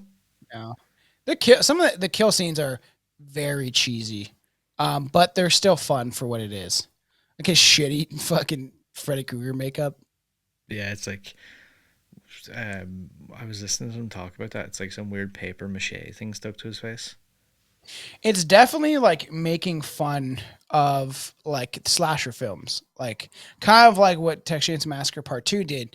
But it's definitely like it is. They did this obviously on purpose, and I can get why it would become a cult favorite and people would enjoy it for what it is because it's fucking cheesy. And the whole point of why I like slasher films is kind of part of that reason too. That it is cheesy and weird and stuff like that, you know? Yeah, I remember actually I wrote down. Do you remember the scene where they're at the pool and like the couple get out or whatever and they lay down on the towels? And I remember writing down, I was like, towels and surrounding area already soaking wet. And why are they lying face down on hard concrete? It just looks so weird. There's just two wet towels Yeah, thrown on the ground, and like there's no like sunbeds or anything like that, and they lie flat on weird. the ground. I was like, that's so bizarre looking. Now you can obviously tell they probably had no money to do anything. Yeah, so weird. I put little perverts taking pics of tits. Just like my thoughts. They literally like my thoughts of going through the film. That So would you have been fucking me. little perverts. That would have Yeah. been me. I also actually to tie into that pool scene as well. There's an interview online with the director where he said that obviously like some of the actors again were underage, 16, 17 or whatever. The Georgia Department of Labor had reps on set the entire time, making sure that those actors weren't involved in any nude scenes or had any dialogue with any profanities whatsoever. Good for During them for doing that, I guess. during the scene where Valerie Hartman's character gets out of the pool braless wearing only a wet t-shirt, her nipples are clearly visible under the shirt. In the script, there was a line which would say, "Hey Emilio, check out those nips." But the Georgia reps said there was no way they could have a kid under the age of 18 say that, so it needed to be changed to, "Hey Emilio, party hats at 2 o'clock." Weird. He was always quoted. Emilio, Yeah. nice tits. And then like after that, he says like it's like a joke. I seen him like he was at several like interviews and panels and stuff, and he's like, yeah, we were just happy to see our tax dollars at good work, making a Weird. joke of the fact that like they made a point of changing that. Yeah, and it is. Yeah, you gotta do what you gotta do, and like that's why you like you dance this fine line with like younger actors, obviously, and not wanting to expose them to too much. Just, but then some of the stuff we do in society, I'm like, but we can expose them to porn in school and stuff. Like it's very strange. So I put plays on the slasher rules heavily, obviously as a joke, but like the whole idea of like, oh, you're doing drugs, you should be murdered. You're having sex, you gotta get murdered. And eventually, for all the fans, I am writing out a class horror rap. Eventually, Oh, we'll nice. finish it, and it'll be like a little. It could be an intro song that we could play randomly and stuff like that. But I'm gonna make sure that do a good job at putting it together. And there'll be like a longer version and the shorter version. They like look like I swore it was her. I see the differences now. They don't look that close, but I was convinced it was the chick from the first film. How do you feel about that fucking what is it? That like happy campers song or whatever it is. It makes me Terrible. uncomfortable. Terrible. But Fucking terrible. like I it don't know if that was the shows, intention. yeah, but I think it shows how kind of crazy she is. You know, I think that's Yeah. like a part of it. So weird. Also put so cheap and ridiculous, but fun at the same time because it really is. The movie was shot in Waco, Georgia, at a campground formerly known to the locals as Camp Waco. It is now private property, and the only buildings remaining are the bathroom, abandoned cabin, and the swimming pool. Do you have a lot of fires there? There's a couple of I think YouTubers that might have visited the sets, and that's all that was left. I think. Weird. Any cult leaders hanging out there? You know, I don't know. That's the first thing I thought of. I was like, wake up. This one only has I think 2 or 3 taglines actually. The main one I think was, and they thought this was just another ghost story. Yeah, it's so cheap. It This doesn't go year's well with it. I know, yeah. This year's camp's a scream. Oh man, When I you feel go like you gave me like camping, 10 minutes. I could think of a fucking I better know, tagline. I feel the Man. same. When you go camping, Campers aren't happy this summer. Like even that sounds fucking better. So weird. when you go camping, just take the essentials. That literally, Okay. like, that's like when you go to camp, brush your teeth. Campers, weird. like, it's like that doesn't even. It's not even anything to do with anything. This one as well. I have the like, kill list or whatever it is, or death list. Yeah. I was just gonna say that the kills are fucking shitty, man. They're so awful and like badly done. Not saying I don't like it because that's the part of the reason why some of these films are good, like these slasher films, because it's cheesy and it's meant to be cheesy, so you just kind of enjoy it for what it is.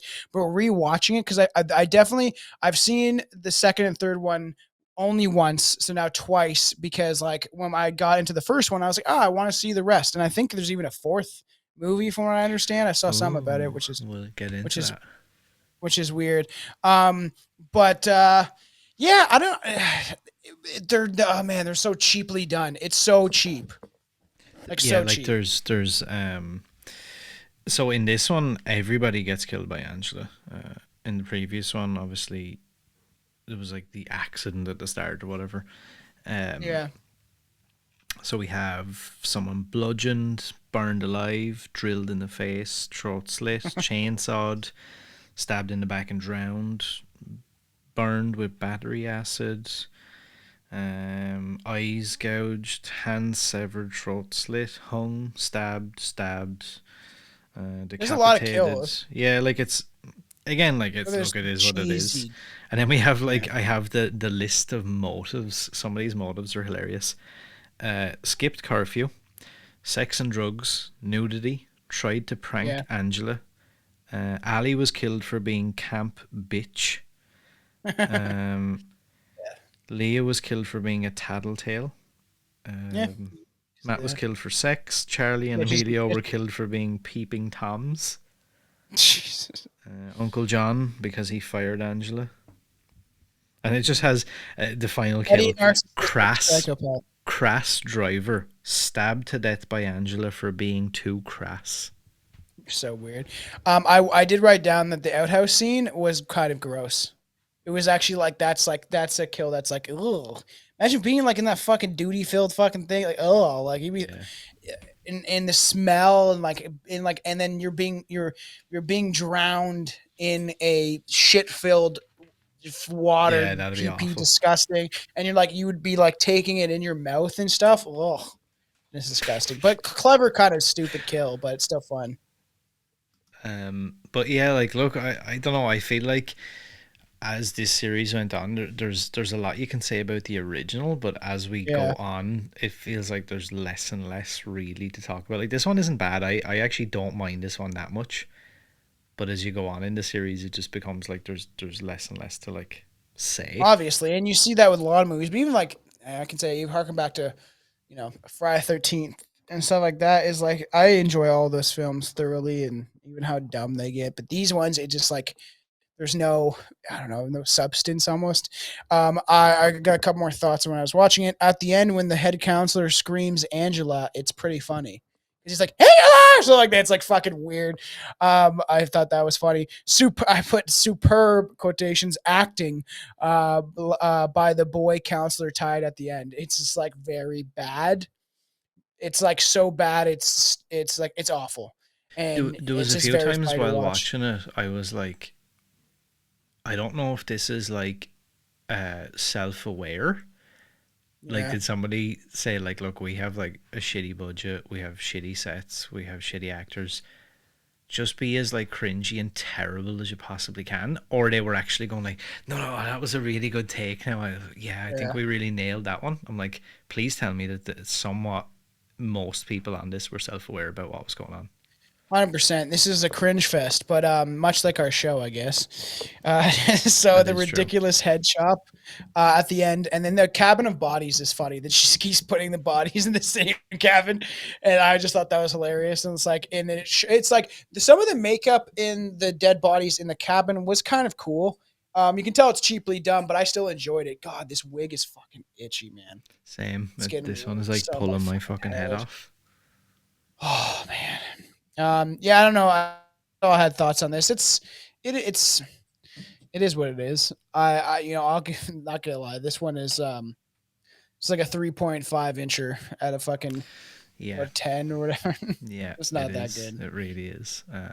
The only reason I think the only redeeming qualities for me are just like when I look at some of like that artwork and shit, where it's like, let me Yeah, see. I think she did a good job. Um, yeah, that Asian chick. They had some. I will say what I did like about this film is some pretty good nude scenes. Okay, Whoops. some pretty good nude scenes. I will say that there's a lot of decent nude scenes Yeah, to yeah, end there on is. that. Like for what it's supposed to be, man, it's like just like you drink beer and fucking hang out with your buddies, watching it outside on a projector or like getting drunk around a campfire, or whatever. Like that's kind of like what it is like to me. And it is what it is. Like there's some good kills. There's some great nude scenes because that's how you captivate the audience. What's her name that played Angela did a good job at being kind of like that psycho kind of chick, and I do think that for kind of cult followed film, I think she did a good job for what it is. Yeah, and then she Her obviously wouldn't have been as good, I don't think. she obviously then returns in the That's not even her. which is absolutely Yeah. wild again. Like it's just like so ridiculous. So yeah, we get followed up with Sleepaway Camp 3 Teenage Wasteland, released as Nightmare Vacation 3 in the United Kingdom. It's a 1989 American slasher film and the third installment in the series. Written by Fritz Gordon and directed by Michael A. Simpson, it stars Pamela Springsteen as Angela. It also stars Tracy Griffin, Mark Oliver, and Michael Pollard. Taking place 1 year after the events of the previous film, it again follows the same transgender serial killer Angela, who is This is so targeting more teenagers at a summer camp. Angela is back in the form of an angry inner city camper on the hunt for blood. Camp New Horizons, on the recycled grounds of the former murders, intends to pair high class teens with underclass counterparts. Angela, however, has a different plan. Will it be door number one, number two, or number three? This one is bad. So right when I hear that idea, like if someone pitched that to me and I knew like what these movies were, I'd be thinking, you know what, this might actually work. It's kind of a unique idea. I can Yeah. understand like the thing of being like the whole like inner city thing and like pair like high class people with like dirt Yeah, bags yeah. basically and stuff. I can kind of see what they were going for, but like Jesus Christ, with no budget and when you're shooting number two and three back to back, Yeah. Oh yeah. not a great idea. Like they reused shit tons of stuff in this one 100%. from This number one is two. not good. Yeah, it's Yeah. absolutely dreadful. Why are they all so old at camp? They're all so old. Like they're in their like 20s, if not 30s, some of them. And it's just like, why are you guys going in? Shouldn't you guys be like doing drugs on the side of a highway or something like that? Like, why are you going to camp? Like it's very weird. There's some weird ass counselors I wrote down that was quite hilarious. There's some like some weird choices that we will get into. There's only one tagline I think for this one. It's she's back to slash last year's record. Yeah, that's not good. I feel like This one is controversial too, dude. They say drop dead fag in fucking in the movie. They yeah, also cancel. yeah, they also say the N word like a lot at one point in the point of the film. Um yeah, pretty crazy. It's some of the shit that was said, I was like, whoa. That's like even kind of crazy for fucking back then. I actually like that the cartoon, like I actually like some of the sleepaway, the one with the boobies, like the cleavage, that is like the main Hmm. one. But the Angela is back art is that's a lot of fun. I like I the think that's one fucking kind of cool. with her feet in it, where she's sitting on the bed. You like feet, eh? Yeah, if you just put her feet up. I don't understand people. You don't actually like feet, right? I don't even understand. I don't understand that because there's definitely people out there that love feet and like want to have their dick between two feet. I don't get it. And I'm Between the not like toes. I don't understand it. I don't get why people like that. And it's always like I've said, fetishes develop at a young age. So it's something that happened to you that you fuck your stuffed animal when you're a kid. Now you're a fucking furry. Like usually it's something that either traumatized you or made you horny when you were a kid in a weird way where it shouldn't have been naturally like that, and then now you grow Oh, up and that's a bad sign for me then. Who licked my asshole as a kid? yeah, your Uncle Barry.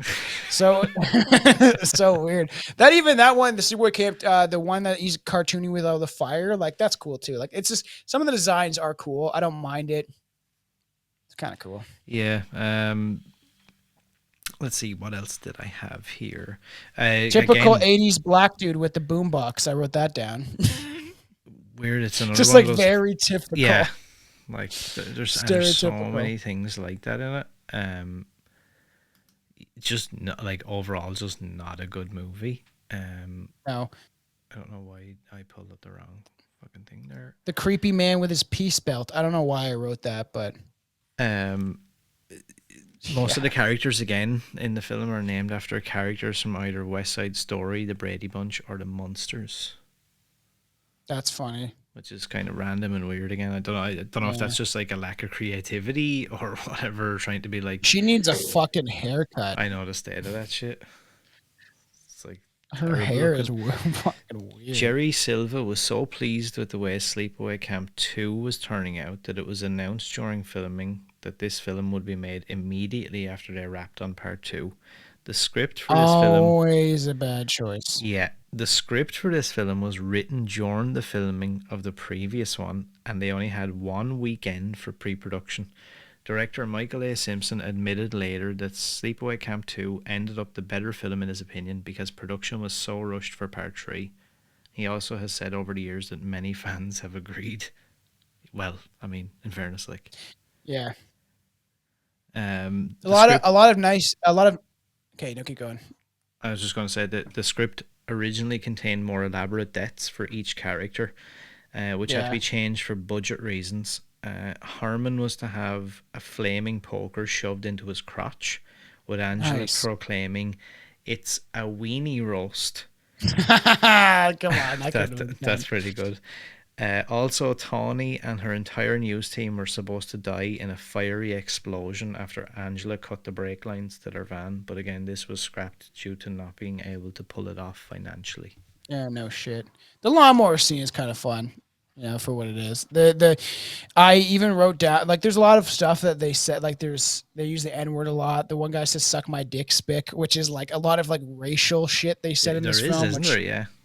it's right in your face. I wrote down spent too much money on tits, not enough on budget for kill scenes. Yeah, Because yeah, there is again that's so many boobs in this film, so many boobs and nude scenes. Like there's a lot more than like any other like slasher film. A majority, like more than some of the Friday 13th films. And then it's like they spend all this money because you got to pay an actress. I feel like a little more to show her tits, but then the kill scenes are so bad. No time and thought went into them. No practical effects. It's just not well done. I can't help but feel that they just done that as well because it just feels like the easy thing to put in. It was like we already have women, most of the Yep, actors or actresses, you know, it's all female. Let's just ask them will they get their tits out like multiple hundred times, percent. and that can be just like the thing. Yeah, but and that's what will sell. Like teenage boys want to watch that, so people going to see this in theaters. You know, especially in the '80s or what is this early '90s when this came out, and people are like, yeah, and they're like clapping for I boobies, will but the say kill is scenes are awful. there's a couple of them that have pretty nice racks. Yeah, that's why I wrote down. I just put the word tits down again because I was like, oh, tits, and then tits, more tits, and it's like they all had some pretty nice boobies. And it sounds like I'm a child, but like that's I'm a man. I noticed that stuff. It's embedded into my DNA. I don't even know Um, what to say about this fucking film. there's not like to be honest with you, like, and this is what I kind of why I prefaced this a few minutes ago. Like, Yeah. people are going to realize they're going to be like, "Whoa, this fell off really quick." Like there is nothing to really dive into. It No, doesn't it's really not offer my anything. Like low budget shitty kills.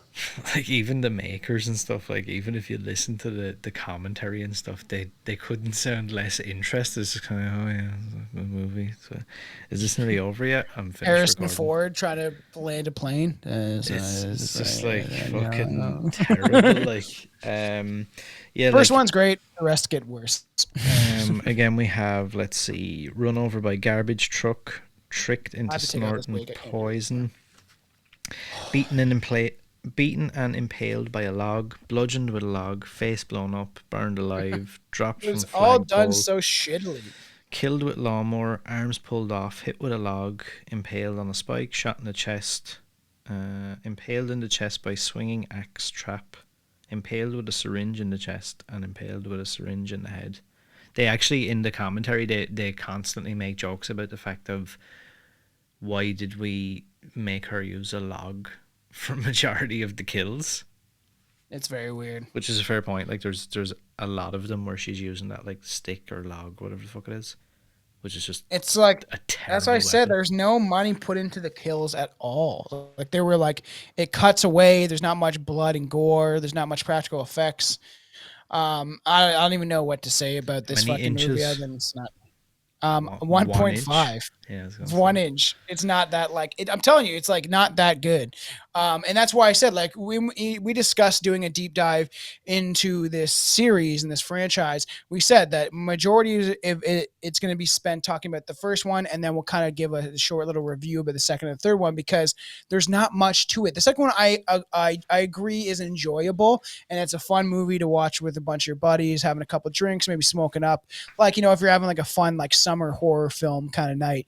But the third one, I didn't even really finish it. Like I've seen it before, but like even near the end, I was skipping through because it's kind of boring.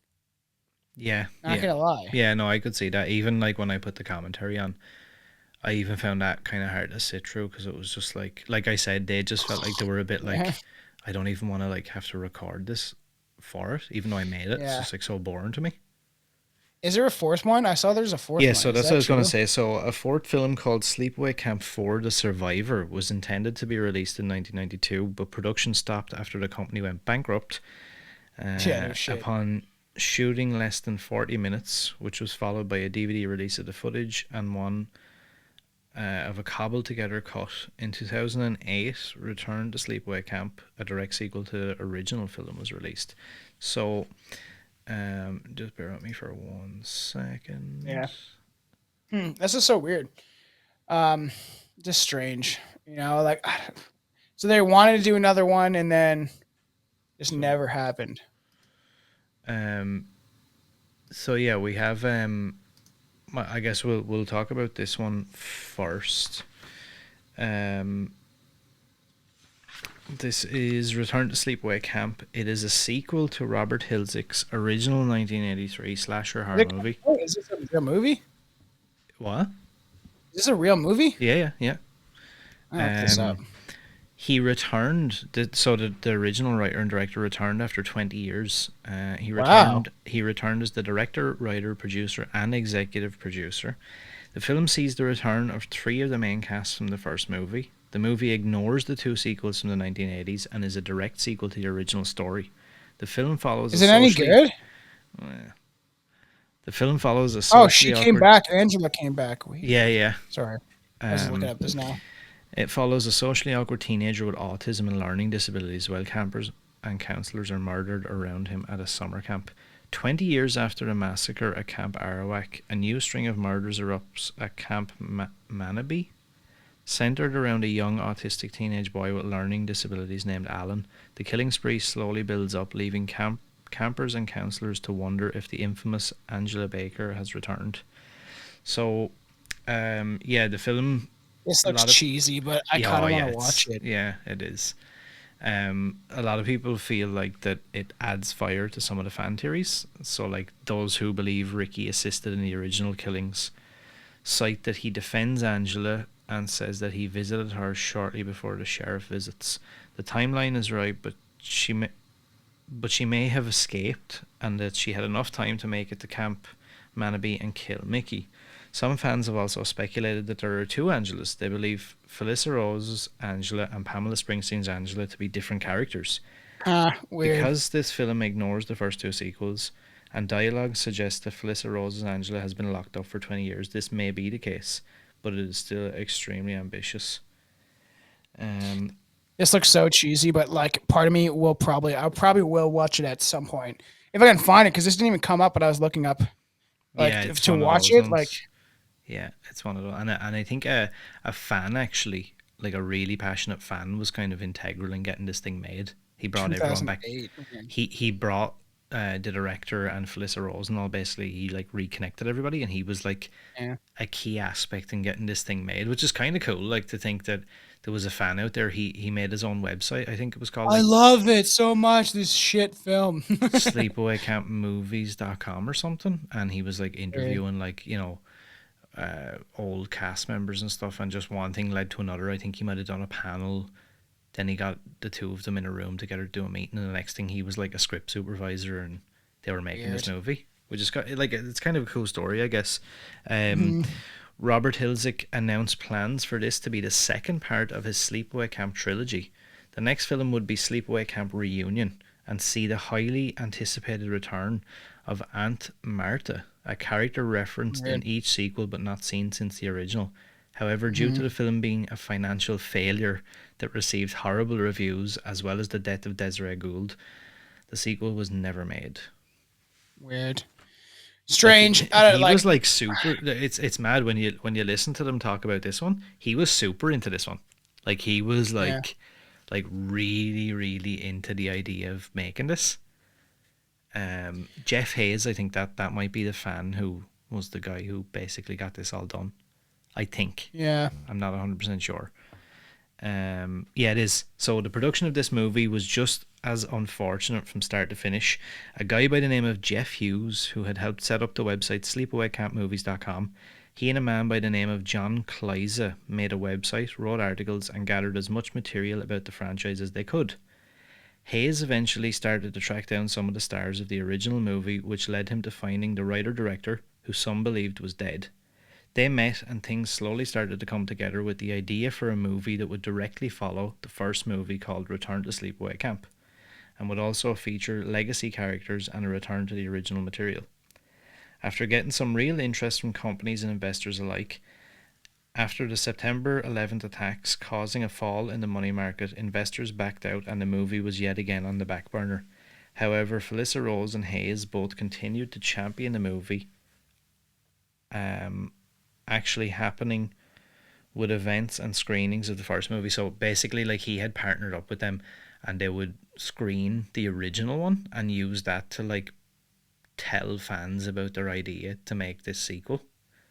Yeah. And that's where it kind of started to push it more. Finally, in 2003, funds were raised again and shooting began, but the production suffered electricity cuts, severe weather issues, which further marred the final product. Scenes were reshot and added after the fact, and so much work was carried out to fix and improve CGI shots, meaning the movie wouldn't actually release until 2008 through Magnolia Pictures. And Weird. it was just I'll a have to flop. give it a. I give it a go at some point, but it looks cheesy. I was scrolling through some of the shit, and it's Yeah, it's and then especially like cheesy 80 films for some reason it's like nostalgic, but when you see some of those early 2000s horror movies that are low budget, they just look like garbage. Yeah, Not gonna lie. yeah, There's they're something about the 80s where you like kind of can accept it, or even the 70s, 60s. Some of these older movies that didn't have much of a budget, you can like, I don't know, there's something nostalgic about it. Like I can still enjoy them, but some of the stuff that even when I was a kid and we would just rent a horror movie for its cover, and if it was one of those early 2000s like very low budget films, it was usually awful. hmm There is one final thing as well I want to jump into before we give our final thoughts and Yeah. round this out. It's the elusive Sleepaway Camp 4, The Survivor. This is a Um, porno. no, this is an actual movie. So Sleepaway Camp 4, The Survivor is the fifth installment, or the fourth chronologically, in the Sleepaway Camp film series. The film was initially canned during production in 1992. In 2012, it was completed using archive footage from the first three films and was given its own on demand DVD release. Weird. Alison Kramer suffers reoccurring nightmares and selective amnesia. She returns to camp to discover the truth, only to find dark memories coming to life before her very eyes. So, John Kleiza, the webmaster of SleepawayCampFilms.com, helped to put together an official final cut of the film, which brought closure to survivors' legacy. 10 years after the massacre at Camp Arawak and 4 years after the massacre at Camp New Horizons, an amnesiac named Alison Kramer embarks on a voyage to discover if she is the infamous murderer Angela Baker. In the script, there was like characters. Um, in the script, Eugene wasn't supposed to die, but due to the bankrupting of the movie, he got killed in the final cut. Victor Campos was also originally going to play a local camper named David, with another camper named Annie, who turned out to be the real Angela. Yeah, like there was a load of like shit. They were trying to be Yeah, this like looks yeah, they awful. were trying to be like super uh like mixing all this stuff up about like, oh, you have like this chick that suffers from amnesia who thinks she might be Angela, but there's actually another chick at the camp who actually is Angela, and Oh my Eugene is god, that Eugene sounds is so actually muddied. like Eugene is actually Ricky, and Ricky was actually the second killer, and it was Uh, all this like weird like shit. I think they thought they were being did you smart. watch it? No, I didn't. I It didn't. looks awful. It Um, looks really. Filming began in October '92 at Camp Tamarack in Oakland, New Jersey. However, Double Helix Films, the film's production company, went bankrupt during this time, causing production to shut down.